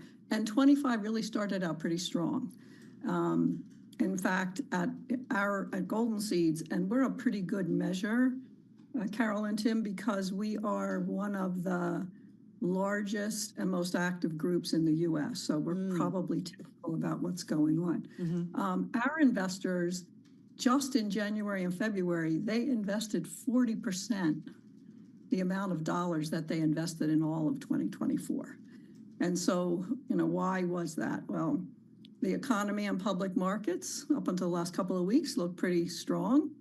M&A, although still quite low, did pick up a little bit in 2024. And as you guys know, there were lots of stories in the financial press predicting a reopening in the IPO markets. Investment terms at our stage of the market are incredibly favorable to investors, not just valuations. Right. But also protective provisions and governance are really great. And at Golden Seeds, we started to see the market really loosen up because we already had 2 liquidity events in January and February. And they were pretty big. They returned more than 15% of all the investments that Golden Seeds has made since the group started. Wow. So do you think that's great? You mentioned, everybody thinks, well, I don't want to say everybody, but as you alluded to, many people thought there would be deal activity, IPOs, M&A happening this year. Do you think that's actually going to happen? And do you think that, what are your thoughts about the investment environment for seed investing and for startups during this administration? Okay, so obviously the last few weeks have raised some concerns, not just, about, talk at the edges about recession and public markets declining a little bit. But another thing that's happened is this sort of a concern about what's happening with government budgets and what's happening with grant funding, because so many early stage companies are dependent on, they'll pick an industry that they're working on. And now suddenly, if you start changing the budgets in that industry, sort of, an deus ex machina, then they're going to have to pivot. and rethink just what they can do. So I think there's a little bit of uncertainty that's injected there, and we're going to have to follow it carefully to see what happens. But as I said, at the front end of the market, we don't have the problem that late stage VC does. Late stage VC's got so much stuff on the balance sheets, it has to work through. We don't have that. Well, that's good. That's some optimism, certainly. Joanne, thank you so much. Really appreciate it. Joanne Corcoran, she's co-CEO and managing partner at Golden Seeds. As we mentioned, they've invested over $188 million in 260 women-led companies, and then have ultimately gone on to raise over $2.2 billion off of that. We do want to go to what is one of our top stories at this hour, because Intel shares in the aftermarket up almost 12%. Yeah, the company has named Lip Bhutan as its next CEO, entrusting a former board member and semiconductor veteran with one of the toughest jobs in the chip industry. He's going to assume the role on March 18th, this according to a statement from the company this afternoon. He's going to rejoin the board as well. He stepped down back in August of last year. He's the former head of Cadence Design. And Carol, he's tasked with restoring the fortunes of a pioneering chip maker that's become an industry laggard. It dominated the semi field for decades. Now it's struggling with market share losses, manufacturing setbacks, a precipitous decline in its earnings, and it's been burdened with debt and recently had to slash about 15,000 jobs. Yeah, absolutely. Our Ian King reporting this out. Ian noting that the stock is jumping more than 11% here in the aftermarket. That was after about a 4.5% rise in regular New York trading. It was actually one of my gainers because there's expectations or chatter about a bunch of companies potentially maybe doing some investments in Intel specifically. Keep in mind that his predecessor, we're talking about Pat Gelsinger. Lip Bhutan, though, his predecessor, Pat Gelsinger, pushed out by the board for a perceived failure to rejuvenate Intel's product lineup. One of the most glaring challenges, creating an AI accelerated chip that can rival the products of NVIDIA. And that company, which, you know, boy, the changing fortunes of Intel in particular, which was really the giant in the semi industry for so long. Now all we do is, it seems to do, is talk about NVIDIA, which is just, what, one of the largest market cap companies that's out there. So it was created kind of in Intel's shadow, but has seen its revenue and valuation skyrocket over the past 2 years due to what we've seen in AI and that computing boom. Yeah, Gelsinger had also set out to turn Intel into a chip foundry. It's a contract manufacturer that makes products for outside clients, but that effort is still in its early stages. I'm just reminded that Gelsinger was in the news last month in January because he publicly said he was buying NVIDIA stock when NVIDIA stock got hit after the DeepSeek route. That's absolutely right. It was wild. Keep in mind perspective, Intel's still one of the world's biggest chip makers by revenue, with more than $50 billion in annual sales. Again, Ian King, check out his story. It's on the Bloomberg.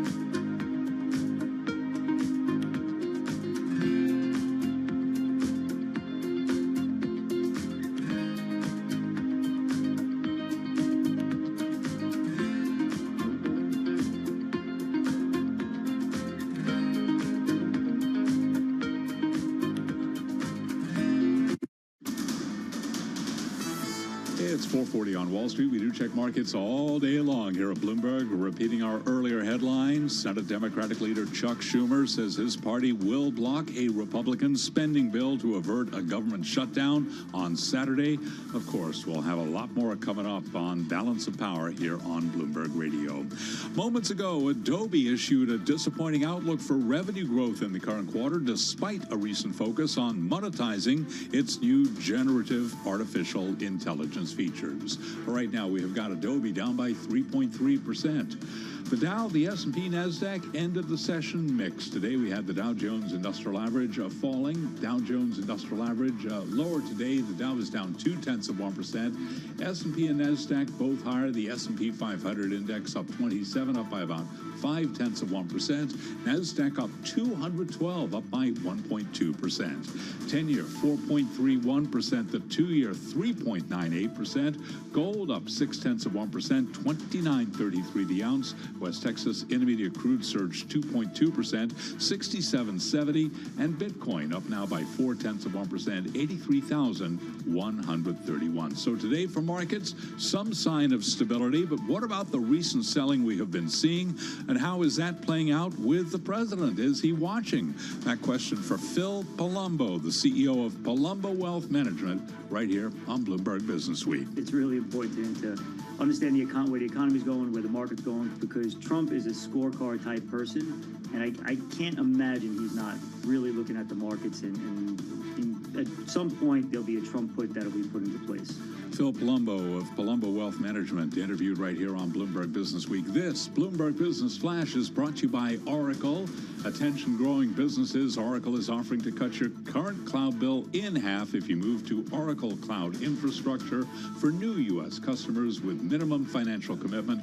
Offer ends March 31st. See if your company qualifies at oracle.com/Bloomberg. Recapping, S&P today up 0.5%. I'm Charlie Pelleton. That is a Bloomberg Business Flash. Hey, thanks for that update, Charlie. Do appreciate it. We did get a lot of news this week, and it's only Wednesday, about the state of the consumer. On the airline side, two of the biggest U.S. airlines slashed their financial forecast. We're talking about American Airlines and Delta. And then we had a host of major retailers warning of consumer weakness, adding to concerns about a potential recession. For more, we bring in Mary Ross Gilbert. She's senior retail analyst for Bloomberg Intelligence. She joins us from L.A. Mary, Kohl's shares fell today after falling more than 24% yesterday. This after the company said comp sales are expected to drop as much as 6% this year. That's worse than what Wall Street had projected. We're going to get to that in a second because we know that Kohl's has faced issues, but we also got a weak forecast from Dick's Sporting Goods. Taken together, they echoed disappointing reports from the likes of Walmart, Abercrombie and Fitch, and others. So we wanted to talk to you because we want to know how the consumer is doing, at least as reflected in retail sales. Yeah, so Tim, I think there's a couple of things to consider. One, February, I think, was weak, probably across the board for most of retail because of cold weather, and that reduced demand, so there wasn't as much shopping going on. Some retailers reported that they did see a resurgence after we moved out of February, early into March. But really, I think it's a tale of different retailers and execution. So you mentioned Kohl's earlier. Kohl's is a prime example of that. They have been having a hard time finding the right merchandise mix, the right mix of brands to really get their sales back. And so here, after going through several years of declines in sales, and this is even with Sephora, that business started with them in 2021. It's now a $1.8 billion business. But that means that their other categories, which are mainly apparel, lost, we estimate, somewhere close to $4 billion when you include this year's projection. So that just shows the challenges that they face, and the reason why we think the stock was off so much is concerns about the financial risk. Remember, they cut the dividend 75%, and if you look at the cash flow, the excess cash flow for this year, it might be under $200 million. Now you see why they cut the dividend. So I think that's kind of a different story. Oh, interesting. Okay. So, you cover Kohl's. You also cover Ross, Macy's, Burlington Gap, Abercrombie and Fitch, Victoria's Secret, Nordstrom. And like a half a dozen other companies as well. Would you say that the theme of a weekend consumer is more apparent in some of these stores than in other stores. I mean, Nordstrom traditionally caters to a wealthier clientele, no? That's exactly right. So they have Nordstrom has a premium customer. So sort of think that household income level in that 100 to 150 and even into that over 200 household income. And then when you look at some of the value players, you look at Gap, they executed very well. Their Gap brand, which has been really doing a great job in terms of fashion, style, and being on the forefront of what's important culturally. And that means that they've been out there with these wonderful campaigns, and it's really resonating with the Gen Z and millennials. And so their comps were up 6% in the fourth quarter. They did indicate that February was weak due to weather, but they did see a pickup as we move into March. Also, their Old Navy brand, their comps were up 3% in the quarter. So I think that also shows that they're demonstrating execution there. Now, American Eagle just came out with their numbers after the close today. They came out with very weak guidance. They're looking for a mid-single-digit decline in the first quarter, and estimates were looking for a 2% increase. And they're looking for their margins to get pinched as a result, and it's going to be much lower than what analysts were looking for. And that, again, has to do with a very weak February associated with cold weather and lower demand. So there is a lot of caution out there generally with the consumer, concerns about what are the ramifications on how the tariff will impact consumer spending, and with the lower income cohort most impacted.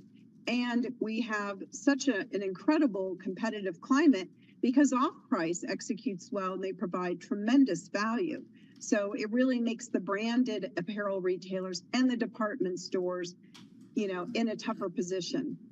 Well, and you mentioned American Eagle, and we're looking at it down about 5% here in the aftermarket, and we know it's way down from where it was back in like April of 2021. It's been under a lot of pressure. The press release, Mary, it acknowledges slower start than expected for the first quarter of 2025, reflecting less robust demand and colder weather.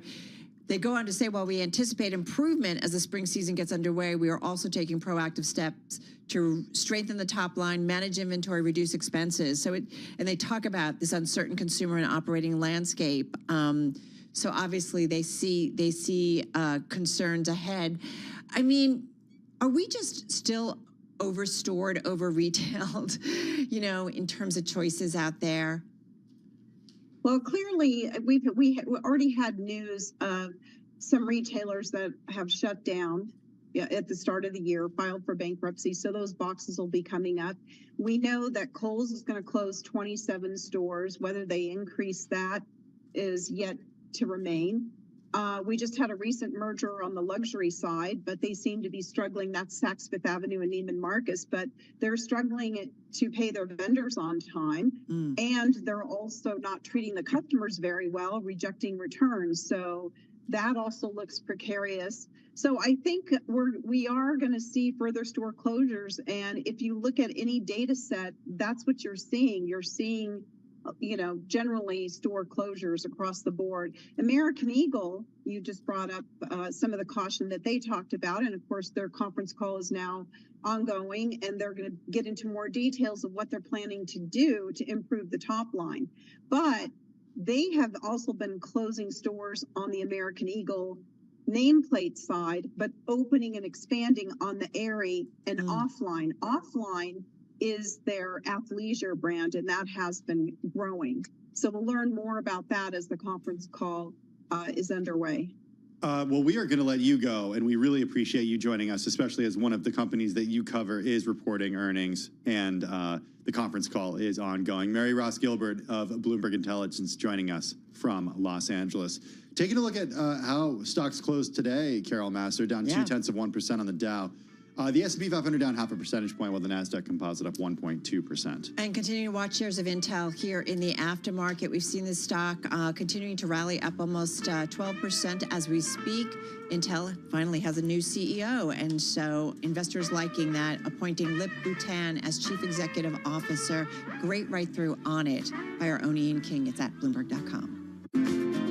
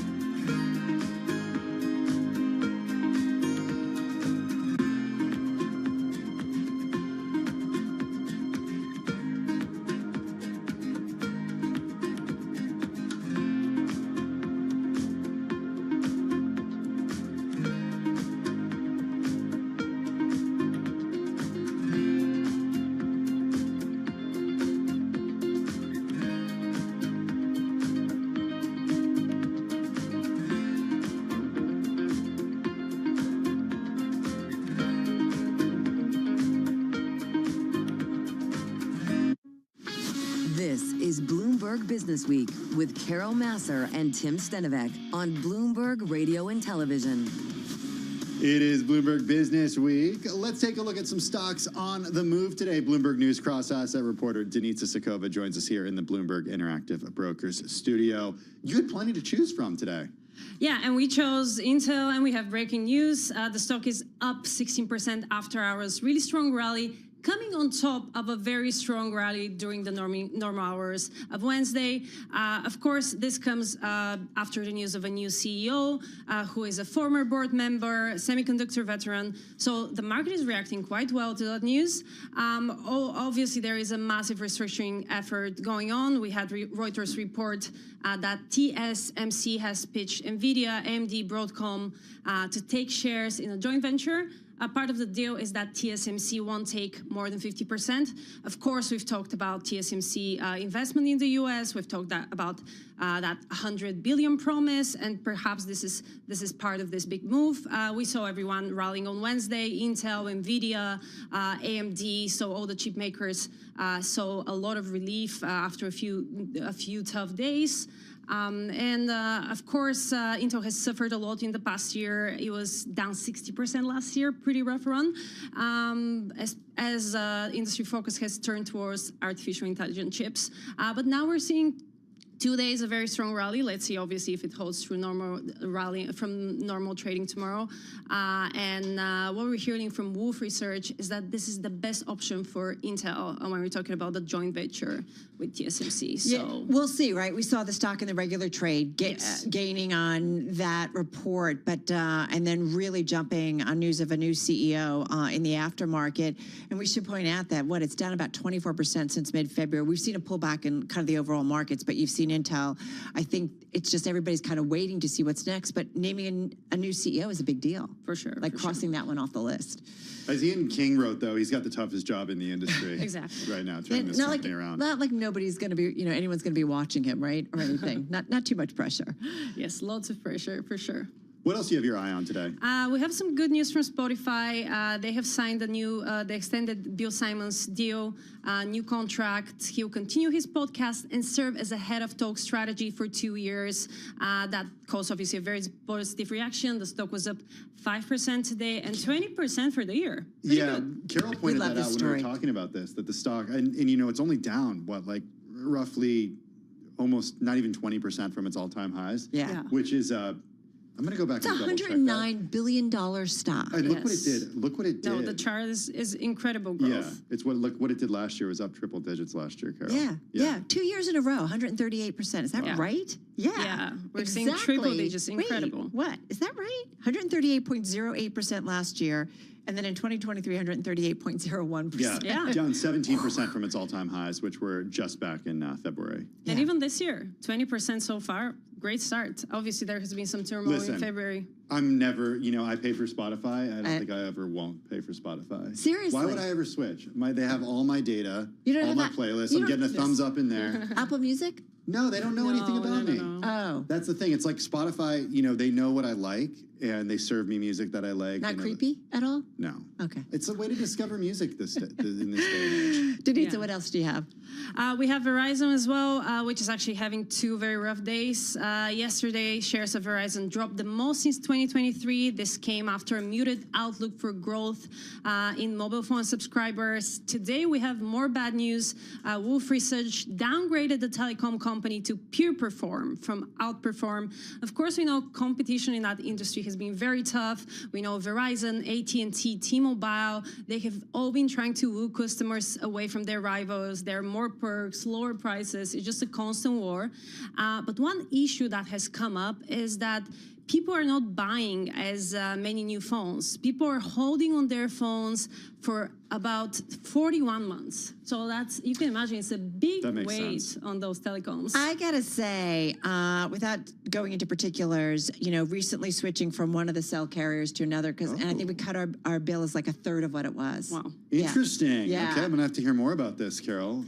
Not an endorsement. No, I'm not. So I'm not going to get into names. I'm not going to be completely transparent, but but you can shop Is around. it There's no pressure. initials? Is it initials, or does it rhyme with Verizon? You're funny. So, you know what's interesting is on Monday, this stock hit a 52-week high. Yes. So we've seen quite a downturn over the last couple of days. It was a rare bright spot in a sell-off on For Monday. sure. It's actually still up 7% this year. So obviously these have been two very rough days. At some point it was like 10% drop for 2 days, which you can imagine very bad. But still, the stock is not down for the year, and we've had a very tough sell-off for the market. So that's not so bad. But obviously the downgrades from OOF are really weighing on the stocks. Yeah, so it's kind of interesting. Very cool stuff. Thank you so much. Really appreciate it. Denise Tsakova joining us here in our Bloomberg Interactive Broker studio. All right, folks, we're getting ready to wrap up the Wednesday edition of Bloomberg Business Week. I continue to watch Intel in the aftermarket, now up almost 13% here on news that it has appointed a CEO, as we heard just moments ago, naming Lip Bhutan as its next CEO, assuming the role on March 18th and rejoining the board after stepping down in August of 2024. Great write through by our Ian King. Yeah, he's an accomplished tech leader, according to Intel, with a deep semiconductor industry experience as CEO. This is effective March 18th. Zinsser will remain EVP and CFO of the company. We just talked about American Eagle, just out with its earnings and some concerns there about that company, 5% lower in the aftermarket. Adobe also just out with its results, and that stock down about 3.5%. Adobe giving a tepid revenue outlook with a focus on AI tools. We mentioned American Eagle, first quarter operating income forecast missing estimates. All right, folks, Tim, you're going to be on assignment tomorrow. I'm on assignment tomorrow, but I will see you next week. Because you're gone Friday. Oh, and then you're out west. Yeah. I'm out for a couple of days later.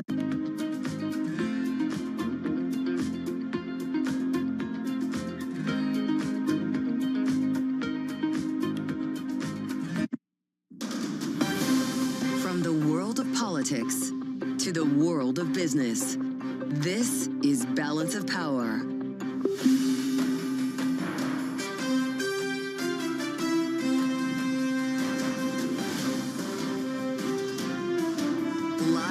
Washington, D.C.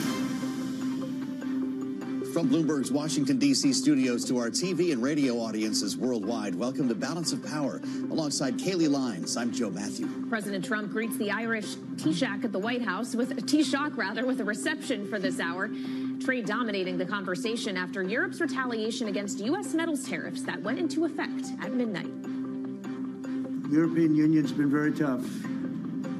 And it's our turn, too. You know, we get a turn at that also. We'll have more on the potential inflationary impact of tariffs with Mark Zandi of Moody's Analytics, as markets also gauge the economic risk of a possible government shutdown this weekend, with Senate Minority Leader Chuck Schumer now vowing to block Republicans' funding plan. And Trump says he hopes it won't be necessary to pressure Russia to accept a ceasefire in Ukraine ahead of his envoy Steve Witkoff's meeting with Vladimir Putin this week. Former commanding general at U.S. Army Europe, Ben Hodges, joins us this hour with more. Thanks for being with us on the late edition of Balance of Power. While meeting earlier today with the Irish Prime Minister, the Taoiseach, in town at the White House today, President Trump provided this update regarding tariffs. As you know, we're going to be doing reciprocal tariffs. So whatever they charge us, we're charging them. Nobody can complain about that. I don't know why people get upset about that, because there's nothing more fair than that. There are some cases where they're a little beyond reciprocal because, you know, we've been abused for a long time as a country. I'll always have flexibility, but there will be very little flexibility once we start. April 2nd is going to be a very big day for the United States of America. And just a reminder on what's scheduled to take effect on April 2nd, at least what the president has floated: reciprocal tariffs on trading partners across the globe, additional sectoral tariffs on autos, chips, and pharmaceuticals, and potentially 25% tariffs on goods from the European Union. And the question now is, what economic impact will all of this have if it becomes reality? And joining us now for more on that is Mark Zandi, chief economist at Moody's Analytics. Mark, welcome back to Balance of Power. Obviously, we got inflation data today that would suggest there isn't too much of a tariff impact showing up in prices yet. But if we get everything the president has suggested we will less than a month from now, what do you expect to happen in the data? not good. That would raise the effective tariff rate. If he followed through on everything he says he's going to follow through on, that would have raised the effective tariff rate from the 3% that prevailed prior to his administration, to the second administration, to well over 10%. And that would result in some combination of higher inflation, higher interest rates, and weaker economic growth. So just to give you a rule of thumb, for every percentage point increase in the effective tariff rate, that would add 0.1% to consumer price inflation in the subsequent year. So if we go from 3, let's just do the arithmetic, go from 3 to 10, that's an increase of 0.7.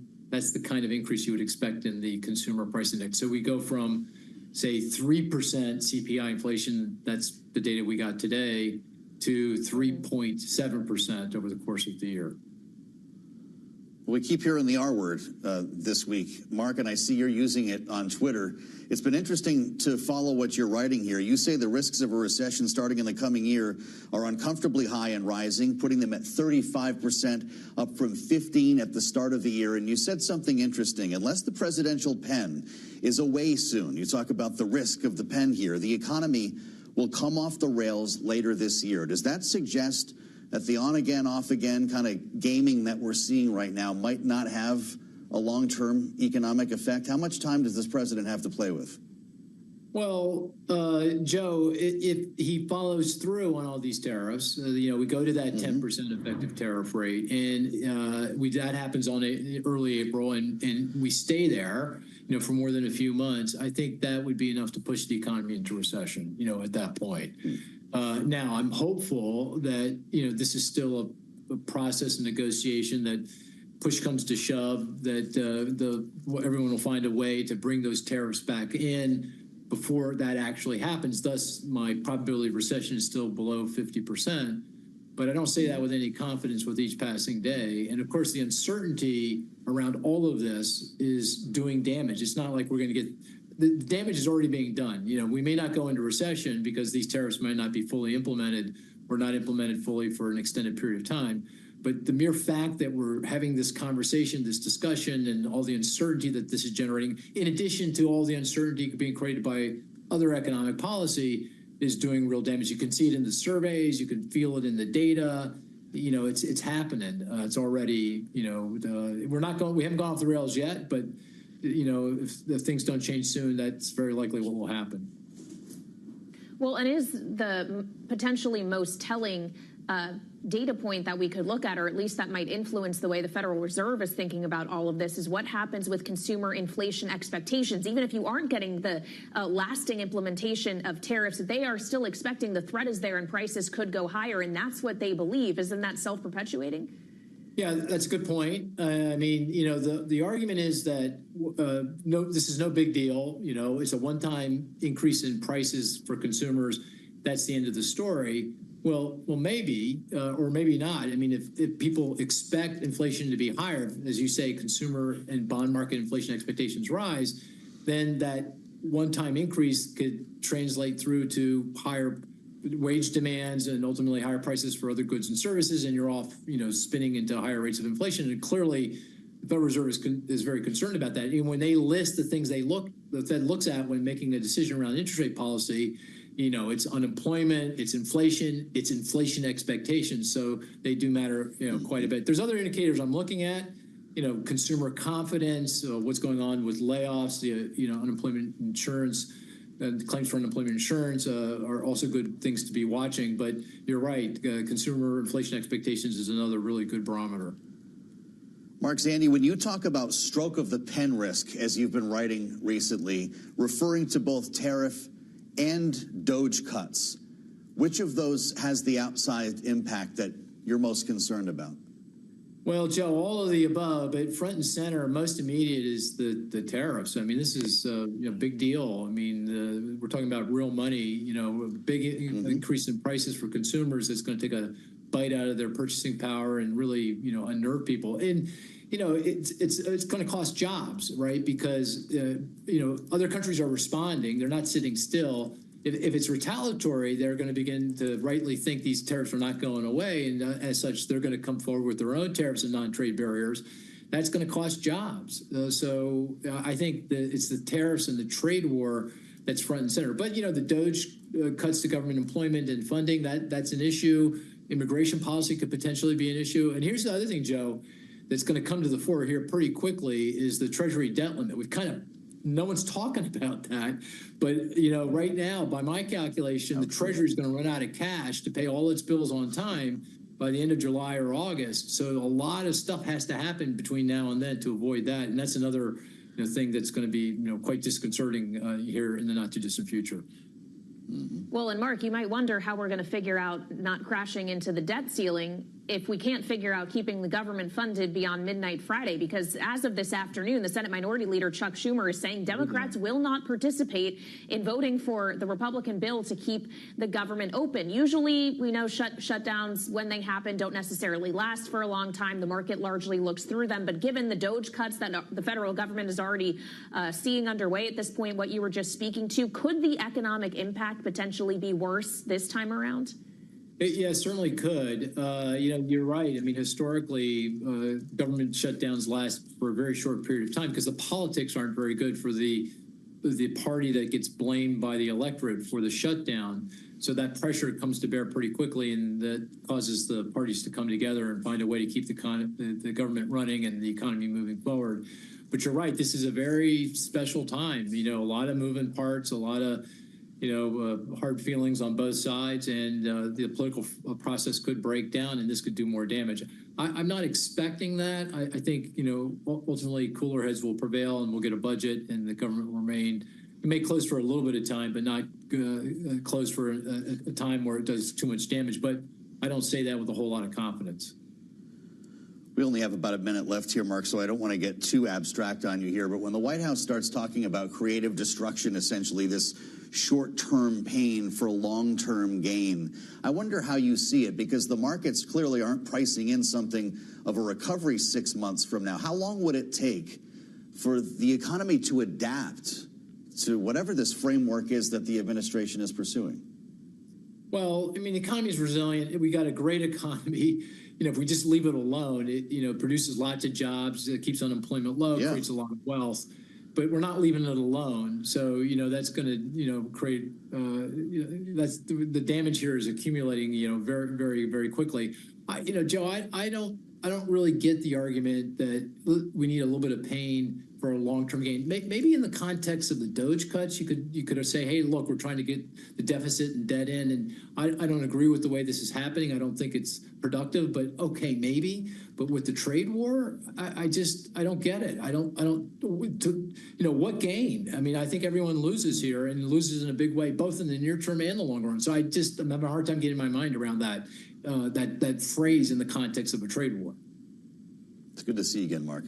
He's chief economist at Moody's Analytics, of course, Mark Zandi with us on Bloomberg. Coming up, the Education Department is now pushing to terminate half its 4,000 employees.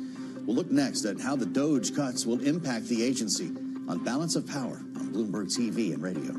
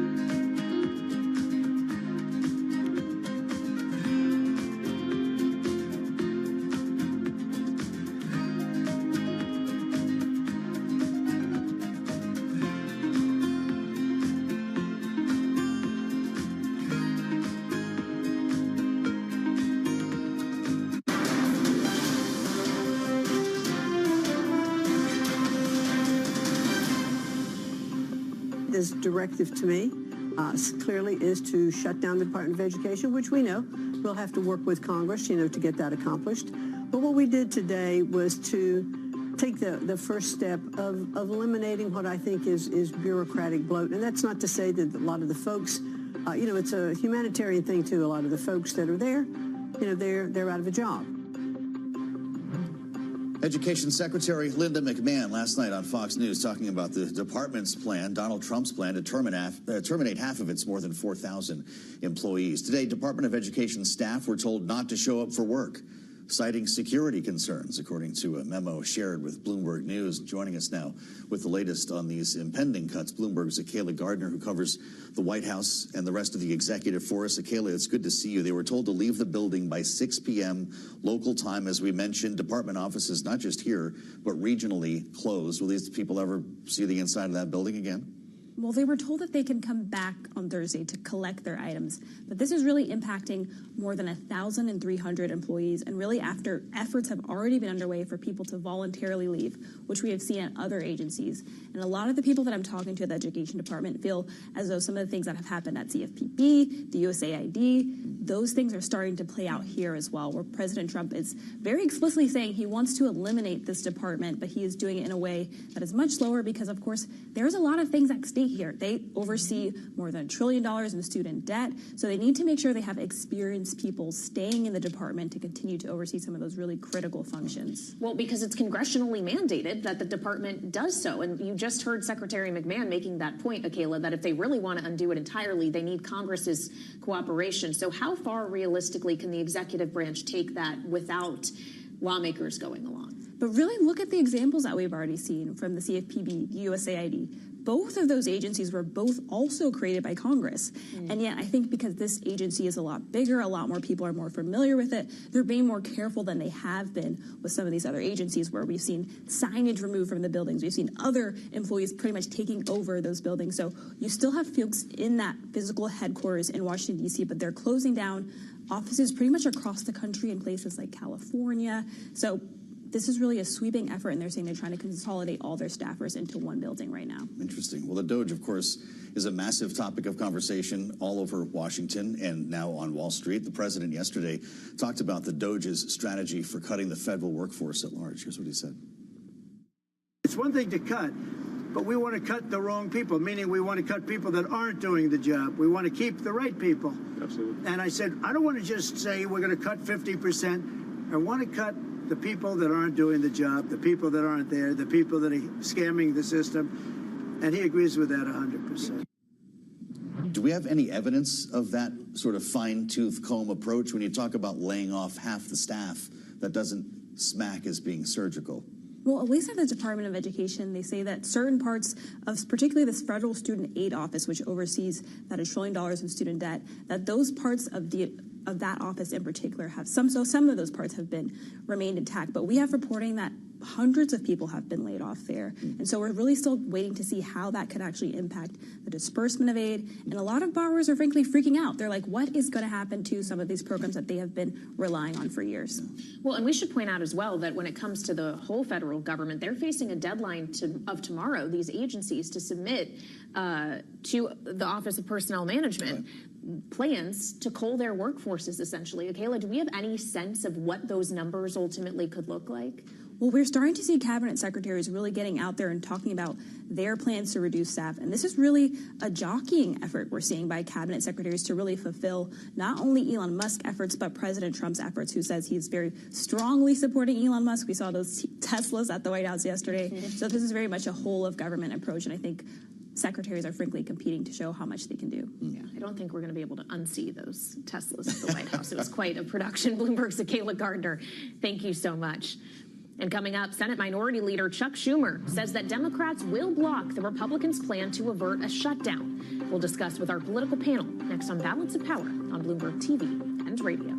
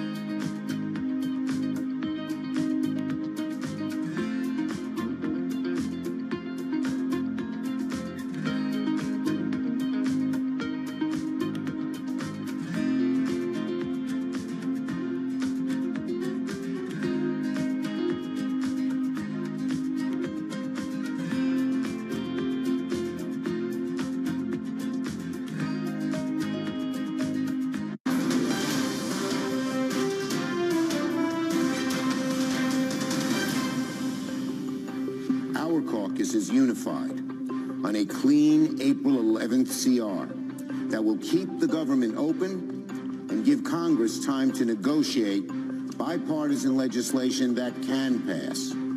We should vote on that.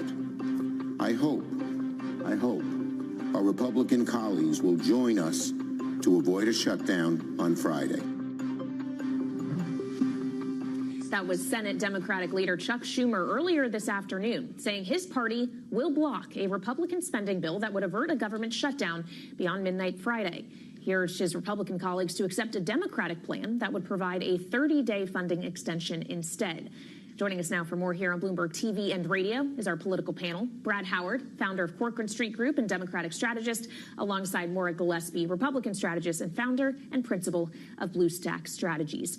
Welcome to you both. Brad, to begin with you, as this is kind of a ball in Democrats' court situation, as they would have to provide the votes to get over the filibuster. It seems Chuck Schumer is not willing to provide those votes. Does that risk backfiring if we do stumble into a shutdown? Well, let's keep in mind that the Republicans did not consult Democrats whatsoever on drafting this continuing resolution. So to draft it all behind closed doors and with your own party and then throw it at our lap and say vote for this or not, like, is really disingenuous. And so it's not the Democrats' fault here. The Republicans' fault is that they did not. Will they be blamed anyway? Well, that's the key question here. And I think that's the calculation you've got to make here is that, you know, they've got 53 votes in the Senate. They need about 6 or 7 Democrats to get this done. I think the other concern among Democrats is not necessarily spending levels, but that the money we're appropriating and sending to the president, he is not enacting that money as it's prescribed by Congress, which is a constitutionality issue.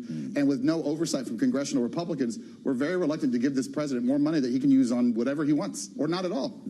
Maura, where are you on the blame game and motivations here? It's a different world when you're in the chamber that votes last, right? It's one thing to be a Democrat in the House, but if you're a Democrat in the Senate right now, you could potentially be blamed for forcing or allowing the government to shut down. Is that how this is going to play out?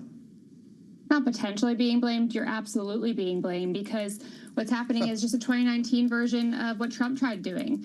Having a shutdown for the sake of having a shutdown, to do what? There's nothing that's going to be gained. Democrats are not going to get anything out of doing the shutdown other than the blame of the American voters and a bit of hypocrisy, because they're angry at Elon Musk for cutting out the federal workforce and cutting jobs. Well, by having a government shutdown, you're effectively also preventing federal workers from going to their job, going to work, and getting their paychecks. So that argument is going to fall flat and actually be thrown in their faces during, the midterm election. So it's really important, I think, here is to point those hypocrisies out and recognize the pathway for Democrats to make a win here is not through a government shutdown. Well, there's a question about the federal workforce. There's also a question more locally here inside the bubble about the workforce in Washington specifically, Brad, because one thing that this continuing resolution would do is actually take money away from the D.C. budget that had already been passed by Congress. Not take it away from D.C. Yeah. The money that is in our budget is locally generated revenue. It comes from parking fines. It comes from district local taxes. But our budget has to be approved by Congress because we are not a state. That budget was approved for the entire fiscal year, which ends September 30th. They are now switching mid-course, taking our money and taking it away from us. And so if that happens, if the Senate and the president enact this, what happens is $1 billion, with the B, dollar shortfall for district residents. That is fire, that is police protection, that is road repairs, homeless services, drug therapy, school kids that have, special ed needs, all around, all the district things are affected.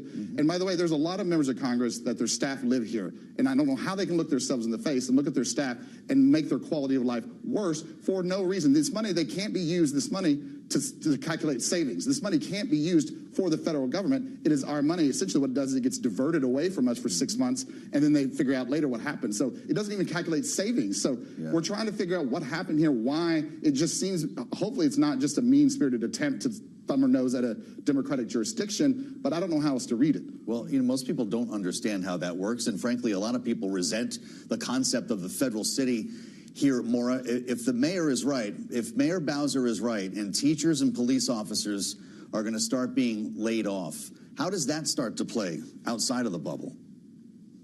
I think it'll be interesting to see how that gets messaged to members of Congress and the impact that the rest of the country feels. I lived in D.C. for about 12 years. I understand that we're not considered, we don't get much sympathy from the rest of the country because they view everyone who lives in D.C. as a federal worker, which is not the case.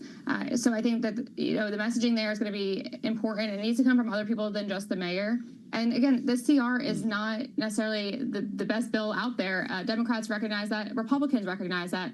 But at the end of the day, Republicans own or, are in charge or the majority for the branches of government, and Democrats don't have much of a leg to stand on. And so by government shutdown, you're just hurting the same city, the same people, even more so. Well, Republicans are the majority, and yet it is a tight majority, especially in the House, Maura, as we all well know. The continuing resolution did pass there yesterday, but not without the direct input and phone calls being made by the President of the United States. The Speaker could not have done this on his own, could he? And what does that signal about his Republicans' actually ability to lead? Republicans in Congress, especially in the House side, are just in step in line behind the president. They were not going to do anything without President Trump saying, yes, this is what I want, go ahead and do it. I think the Senate is a little bit different in that regard, as they do tend to operate a little bit more on their own. But with the House being up for re-election every 2 years, it makes it a different dynamic. But again, their loyalty to President Trump and what the administration wants, they are a step in line behind him, and members know that, and they're not going to step out of line with Elon Musk. They're threatening primaries, threatening to put millions upon millions of dollars. Anyone who steps out of line, that threat is there, and a lot of members, that's what they're voting on, not necessarily on the merit of the bills, which is disappointing, but it is it's just what's happening right now. That's the environment we're in. And if I could quickly jump in here, that is part of the dynamic that Democrats are concerned about. If we throw down on this shutdown or on this CR, it won't be because we're protecting spending. What Democrats are concerned about is the idea that the president can move around funds that Congress has appropriated and do what he wants, and the Republicans, as she just said, are going to fall in line and not provide oversight. So what happens if the president, Elon Musk, go after Social Security, go after Medicare, go after Medicaid, which they have said they want to do, and they go after SNAP benefits? There's no accountability. And what Democrats are concerned is we have an opportunity here to insert some leverage to force Congress to assert its Article 1 oversight responsibilities to protect these services that Americans depend on. Yeah. That's what the shutdown would be about. How do you see that through, though? I mean, what happens after 3-4 days of that. The pressure campaign is well underway. The phones are ringing on Capitol Hill. You lived through this stuff. Look, it's a tough, and for her previous speaker to suggest that somehow we're hypocritical or disingenuous is a load of crap. Like, we have voted with Republicans to save them from themselves to fund the government. Jeffries has delivered votes to Johnson to pass his own CR that we had no role in doing. So we have done this time and again to help Republicans govern. We are willing to do that when it matters. But what's different here is we have a president this time that's very unpredictable, that is unbound by the constitutional framework of our republic, and we're very concerned about what he's going to do with that money, and if he's going to spend it at all, right? Like, we could be appropriating money here that he then diverts to tax cuts for billionaires. And that's a very big concern, I think, for most Americans, is why you're seeing them show up at town halls across America. Maura, I want to get your reaction to something Brad was just talking about potential cuts to entitlement programs, because President Trump has actually said repeatedly he doesn't want Social Security or Medicare to be touched outside of fraud. Elon Musk, though, seems to have suggested otherwise on multiple occasions, including in an interview this week where he said those are the biggest things to cut. And I wonder how you think ultimately this actually comes down, knowing if Congress is going to have to vote for that. That puts a lot of members who are going to be up in 2026 in some serious political jeopardy. Those programs are bloated. They're running out of money. Doesn't necessarily mean that they need to be cut. I think the comments that Elon Musk made in that interview are going to be played in political ads against Republicans, in the years to come. But it doesn't mean that we can't take a look at those programs and see where there's fraud, waste, and abuse. I think that most Americans would agree that they want those programs to be sustainable and to last. And if they're rapidly running out of money and are beyond, the ability to fund for many more years to come, then we need to make some changes and make some adjustments and find those issues. But again, to reiterate on the whole government shutdown issue, this is 2019 all over again, when President Trump had a shutdown just for the sake of having a shutdown, did not get anything out of it, and didn't have a plan. And unfortunately, when you have Chuck Schumer, who is the leader of the Democratic Party right now, it's a using the megaphone and not having a plan, and I don't think it's going to bode well for Democrats. So we'll see how it plays out, but this isn't going to work for them. It hasn't worked for Republicans, so I don't see how it's going to work for Democrats. Brad, you got the last word. Yeah, I'll just say when the concern is how you define waste, fraud, and abuse that so-called Musk and Trump want to eliminate here. For instance, one of the wasteful things they're looking at is getting rid of the people that staff the phones that provide assistance to seniors trying to get on Social Security or Medicare or who have trouble getting their benefits.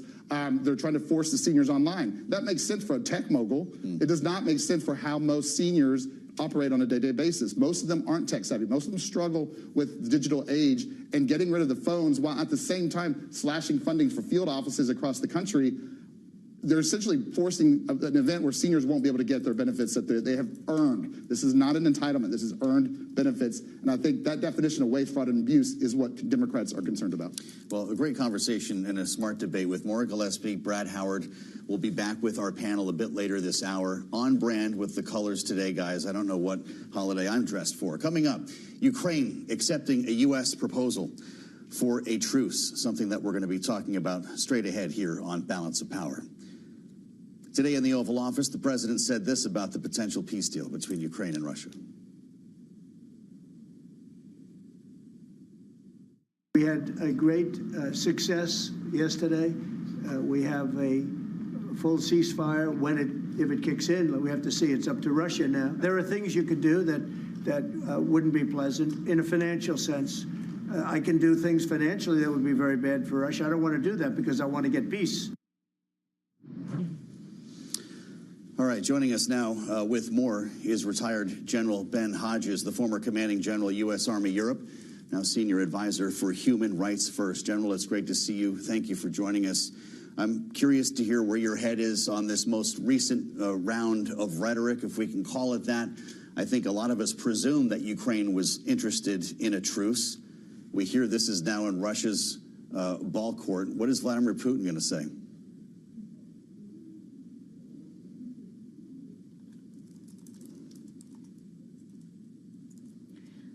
I think we're I'm having trouble hearing the general. We'll reconnect with General Hodges here. Apologies, sir. Why don't we spend some time with Dan Flatley, who's reporting on this on our national security team here in Washington.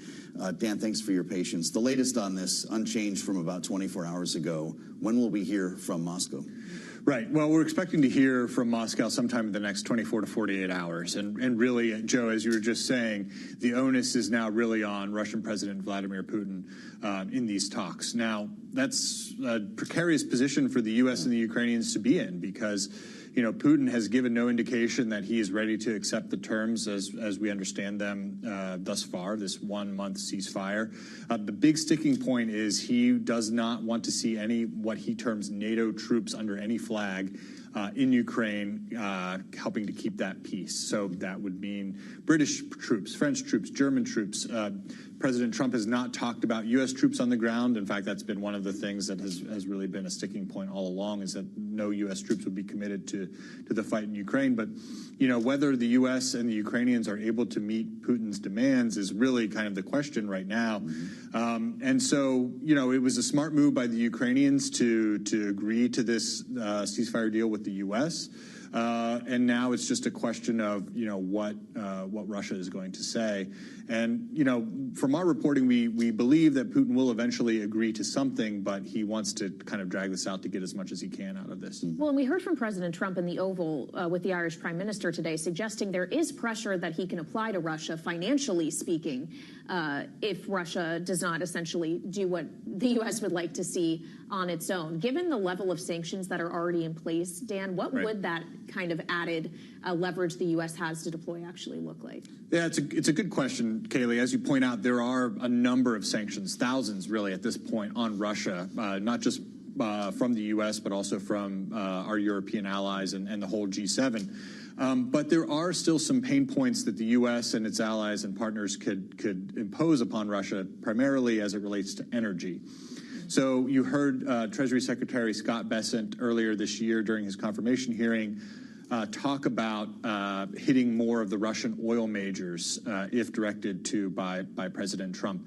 And there is some discussion in Washington about this idea of trying to force Europe to stop buying Russian energy and start buying U.S. energy as a replacement. And that would align with Trump's sort of America first energy policy and all of that sort of thing. So Russia primarily gets its funding through energy sales. A lot of that energy is still flowing to Europe. So there are some places where the U.S. could apply some pressure here. All right, we'll see if it's necessary. Bloomberg's Dan Flatley, thank you so much. And on that note, joining us once again is retired General Ben Hodges, former commanding general of the U.S. Army Europe, now senior advisor for Human Rights First. Apologies for the technical difficulties, General. Obviously, we are all waiting with bated breath to see what Russia's actual response will be here. With your knowledge of Vladimir Putin, what do you expect he'll say? Well, Kayleigh, first of all, obviously anything that stops the murder of innocent Ukrainian civilians is a good thing. But I think we're all waiting to see whether or not Russia is actually going to accept this opportunity. Frankly, I'm skeptical. I kind of think they're going to drag this out as long as they can to get what they can out of it. I don't believe anybody seriously expects Russia to live up to any sort of ceasefire agreement unless there is a force in place that will compel them to do so.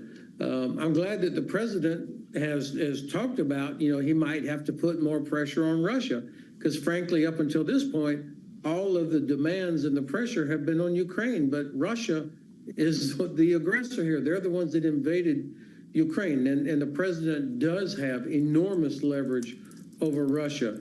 He can stop or disrupt the flow of Russian oil and gas to India and China. He can also tell the Russians that he's going to allow Ukraine to have everything they need without restriction in terms of weapons and ammunition. So the president really does have a lot of leverage. With all of that said, what can Ukraine do to strengthen its hand, General, before it gets to the negotiating table, presuming that happens? Well, Joe, I expect that between now and if there is a ceasefire of any sort, they will continue to do three things. Number one, they have stopped Russia in most places. I mean, this war has been going on 11 years. And without the United States or other countries actually committing to helping Ukraine win, Ukraine has stopped Russia. So I think they will continue to do what they have to stop Russia from making any significant gains. Number two, they will have to continue reorganizing themselves and growing the size of their military, making service more appealing to young Ukrainian women and men. And then third, the Ukrainian defense industry has actually grown during the war. And so I anticipate they'll continue growing their own capability to produce ammunition, drones, and other things that they need. Well, and I wonder what degree of deterrence comes with that as we consider if a peace agreement can be reached, General, what it will take to actually maintain it. What would a credible peacekeeping force actually look like, knowing the offers that are on the table from the French and the UK, and what Vladimir Putin has said he will not accept? Well, of course, it's impressive that UK and France have both said that they would provide troops for some sort of a ceasefire implementation force. I anticipate that Germany, once their new government is formed, will also contribute to this. So this is Europe stepping forward to accept responsibility for what has to be done. Now, the size of the force, of course, will be based on the actual mission. What do we want this force to do? Will they be in a zone of separation between Russian and Ukrainian forces, the way that NATO did during the implementation of the Dayton Peace Accord in Bosnia back in 1995 and 6? Or will they be a reactionary force behind Ukrainian lines to react to the inevitable Russian violations? So clarity of the mission, clarity of the chain of command, and rules of engagement that would give this force the capability and the authorization to inflict consequences on Russians when they violate the ceasefire. So I would anticipate air, land, sea capabilities, drone, counter-drone capabilities, long-range precision, all the things needed to deter Russia from actually violating the ceasefire. General Hodges, as we consider what is about to happen here in Ukraine and the potential for talks, there's going to be an ask here potentially for more military assistance and intelligence help. Does it concern you that this White House has provided and withheld intelligence support as a bargaining chip in this process? Yeah, the fact that the administration turned it back on is good news, but that also just reminds everybody that they can again turn it back off. And so this creates a problem for Ukraine. And the Russians know this, and so they will seek to create situations where the U.S. might turn this off again. Now, Europe can actually fill in a lot of the vacuum of what the U.S. was providing if the White House stops. But that intelligence is really important. The U.S. has capabilities that nobody else has that helps protect Ukraine, gives them early warning about air raids and so on. So this is important, at least for now, until we find other ways to help Ukraine defend themselves. The bottom line is that the Russians are not interested actually in a peaceful outcome here. The Kremlin has never stepped away from their stated objectives of the destruction of Ukraine or the idea of a state of Ukraine. They have not changed any of that. And we need to be clear-eyed about it. I think what the president is trying to do, I take him sincerely that he wants to stop the fighting, but the best way to stop the fighting is to put pressure on the one side that has caused all the fighting, and that is Russia.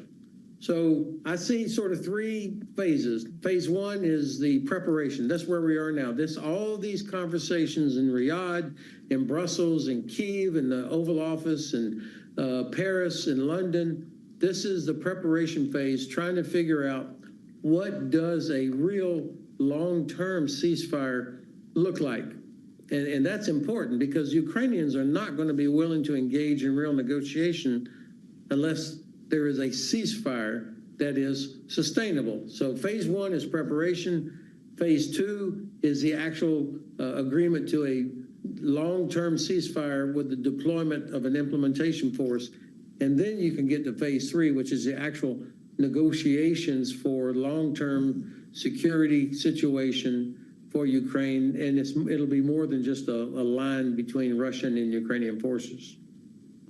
Gentlemen, it's great to have you back. Retired General Ben Hodges, former commanding general, U.S. Army Europe, now senior advisor, Human Rights First. We thank you for the insights. Coming up, President Trump set to host the Prime Minister of Ireland once again at the White House. Now that they're back from Capitol Hill for a St. Patrick's Day reception, there's a live view of a very crowded and green East Room. On Bloomberg TV and on YouTube, our political panel will have more with us next on Balance of Power on Bloomberg TV and radio.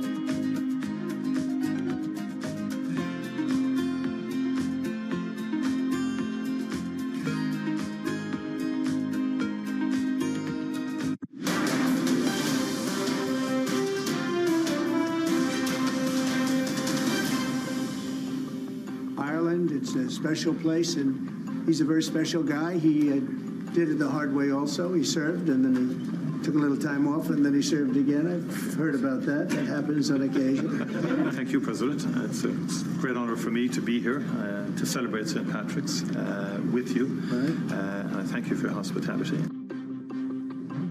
President Trump with the Taoiseach earlier today in the Oval Office. We brought you that conversation on Bloomberg TV and radio, with the president now set to host a follow-on reception for St. Patrick's Day with the Irish Prime Minister. That'll take place shortly in the East Room of the White House. And back with us this evening's political panel, Brad Howard, founder of Corcoran Street Group, our Democratic strategist, alongside Republican strategist Maura Gillespie, founder, principal of Blue Stack Strategies. Great to have both of you with us here. Maura, the importance of this occasion has a lot to do with the timing here. This is the first European leader to sit down at the White House with the president since Volodymyr Zelensky's meltdown with Donald Trump and J.D. Vance in the Oval Office. It also coincides with these retaliatory tariffs coming from the EU today. So far, no chippy words, though. They seem to be getting along well. Is this an important display of international politics?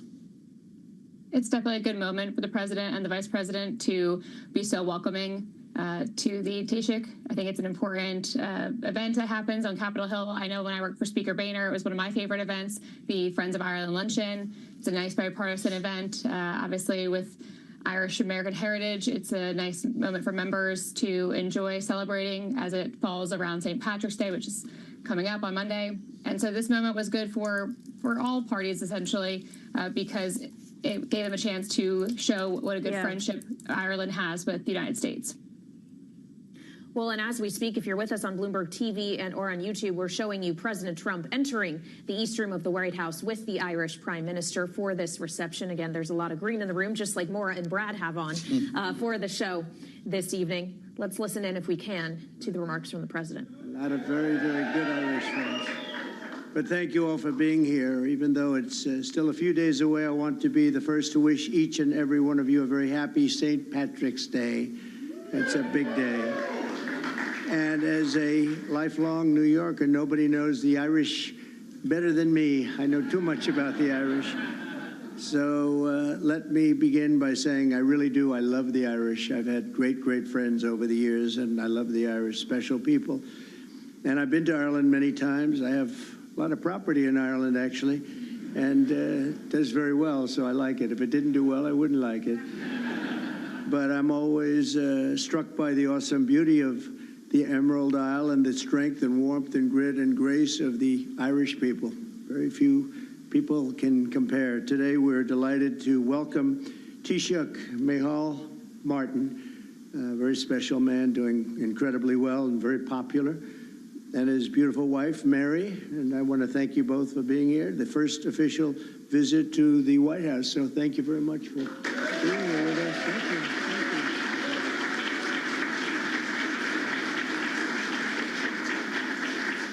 I also want to extend a special welcome to Ireland's ambassador to the United States, Geraldine Boom. And you, where are you, Geraldine? Here you are, Geraldine Byrne Nason. And you're going to be working with this gentleman right here. He's a very great golfer, one of the best golfers that you'll ever see. He'll be playing golf all day long. He'll take clients out to play golf, but he's won many, many club championships. And Ed Walsh, congratulations. Great, great, going to be great. We're grateful also to be joined by the members and many members of our cabinet, proud Irish Americans, Sean Duffy and Robert F. Kennedy Jr. Where's Robert F. and Sean? Hi, Bobby. I knew that, let's see, Duffy we knew, and Kennedy we knew. Some of you, I wasn't as sure. Pam Bondi, I don't know. Are you Irish? Are you Irish? President Trump there live in the East Room having some fun on what is a St. Patrick's Day celebration with the Taoiseach, the Irish Prime Minister, in town today, having spent a good deal of time with the president earlier in the Oval Office, then on their trip for the reception on Capitol Hill that Maura Gillespie referred to. We're still with our panel, Maura Gillespie and Brad Howard. Does this give you a sense that this was a successful visit? I mean, the last time we saw a European leader in the Oval Office was Volodymyr Zelensky. We know how that ended. Yeah, I would give him a little credit for in the middle of a war. There's a lot of things to take, but a lot of these European leaders have figured it out, right? Macron, the new Prime Minister of the UK, and of course here in Ireland. There's a delicate dance you have to do with President Trump. He's very sensitive to a lot of issues that most presidents normally wouldn't be sensitive about, and I think most of them know how to do it. I think there's press reporting that the UK and the French leaders are trying to counsel the Ukrainian president on how to deal with Trump. I've been to Ireland. There's a special connection between the U.S. and Ireland. My favorite part of there is they have a bar right off the House floor, which we came back and tried to advocate for here in Congress. They're one of only two countries in the EU now that have English as their official language. I think it's Ireland and Malta. But Ireland is a kind of who we got to work with in terms of EU relations, I think, along with the UK. And I think they're going to play a critical role in being a facilitator here as we deal with the president's inconsistent trade policy, we'll put it that way.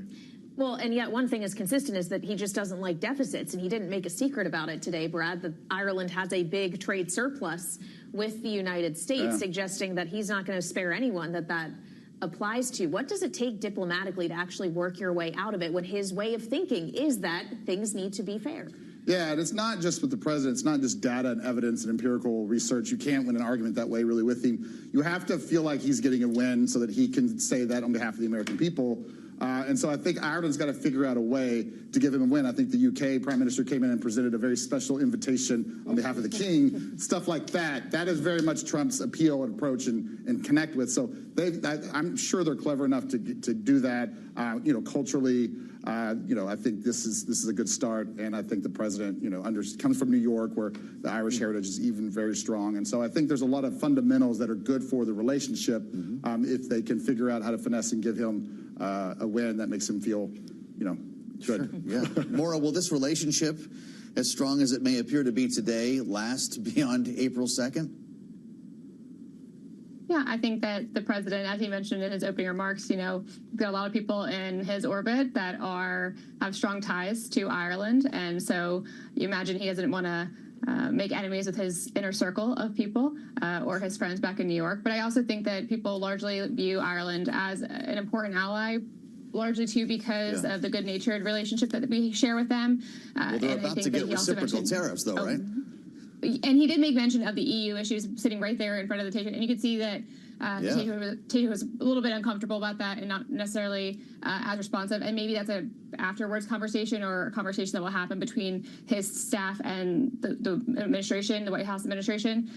Because I think that, again, to Brad's point, learning how to navigate and being able to navigate publicly with the president and his inconsistencies and how he likes to show up, to put it, and be flattered is typically how best to handle Donald Trump. I think that maybe that's a conversation between staff to have in the back end of conversations as opposed to in front of the cameras and for us to watch play out. Well, and we've seen a lot of people have to do this now. Brad, Netanyahu, the Japanese prime minister, Macron, Starmer, Zelensky, as we talked about now. We'll see about this. Is that the one you think might happen? No, that's the one that's already happening. The president is saying nice things about Putin because Putin is saying nice things about him. But he hasn't greeted him at the White House. No. That'll be a huge shock to the system. More so than what happened in the Ukraine. But there's a way to handle this president. We are now in his second term. The world knows how to adjust accordingly. Democrats know how to adjust accordingly. Speaker Nancy Pelosi was a masterclass in working with the president. Jeffries and Schumer have got to kind of find their way here. But we're in a very different time. We're with an executive and his entire team that knows what they're doing, that knows how to do it, and is committed to doing it. And so they're moving at a pace that I think is a shock to the system here locally. And I think a lot of Americans are getting concerned they're moving too fast. Polling is showing that disapproval of the president, of his handling of the economy, which was his sole focus when he campaigned, is plummeting. His ability to implement cuts in a reasonable way, plummeting. Support for Doge, plummeting. Elon's approval rating, plummeting. So these things, and as prices continue to go higher on everything from eggs to energy, he's facing a very serious problem coming up here in a few months when all this comes to a reckoning. And if there's no allies left in Europe to help him, he's going to run out of options. All right, Brad Howard and Maura Gillespie, our political panel this evening as we wind down this Wednesday. Thank you so much. And just a note on what to watch on Thursday over the next 24 hours. To Brad's point about prices, PPI data tomorrow morning could show a bit more of the tariff impact than the consumer data we got today, Joe. There'll be a little creep there with people starting to make adjustments to prices even before the tariffs take hold. President Trump set to meet as well with Republicans on the Senate Finance Committee, and we'll have a lot more to talk about on this day in politics. Join us back here starting at 1 p.m. Eastern Time on Bloomberg. For the early edition, of course, we'll be back here on the late edition as well. We'll recap as well anything we get out of federal agencies who have a deadline of tomorrow to present cuts to their workforces that they would like to pursue. We'll have it all covered for you. Have a good evening. This is Bloomberg TV and Radio.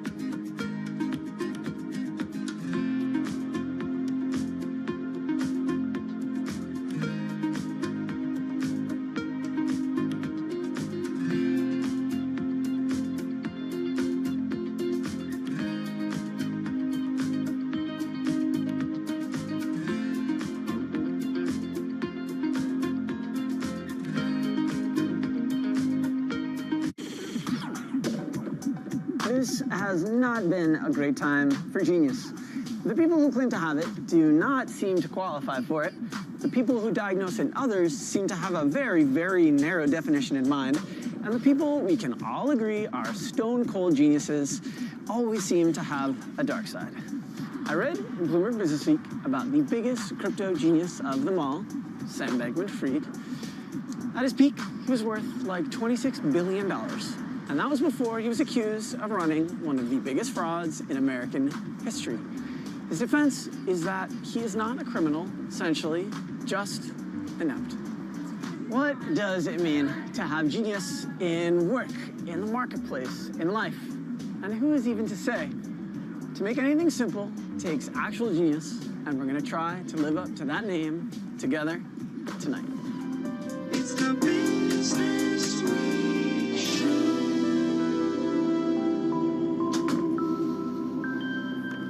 Hello, I am Max Abelson, and I'm not a genius, just a regular, like slightly above average journalist who has spent about the last decade and a half here at Bloomberg News and sometimes our magazine, Bloomberg Businessweek, writing about Wall Street's money and power. And what that means is I write about ambition and ownership and imagination and survival and risk and second acts and, of course, genius. Tonight, and in the weeks to come, we are going to be talking about those things at this table with people whose lives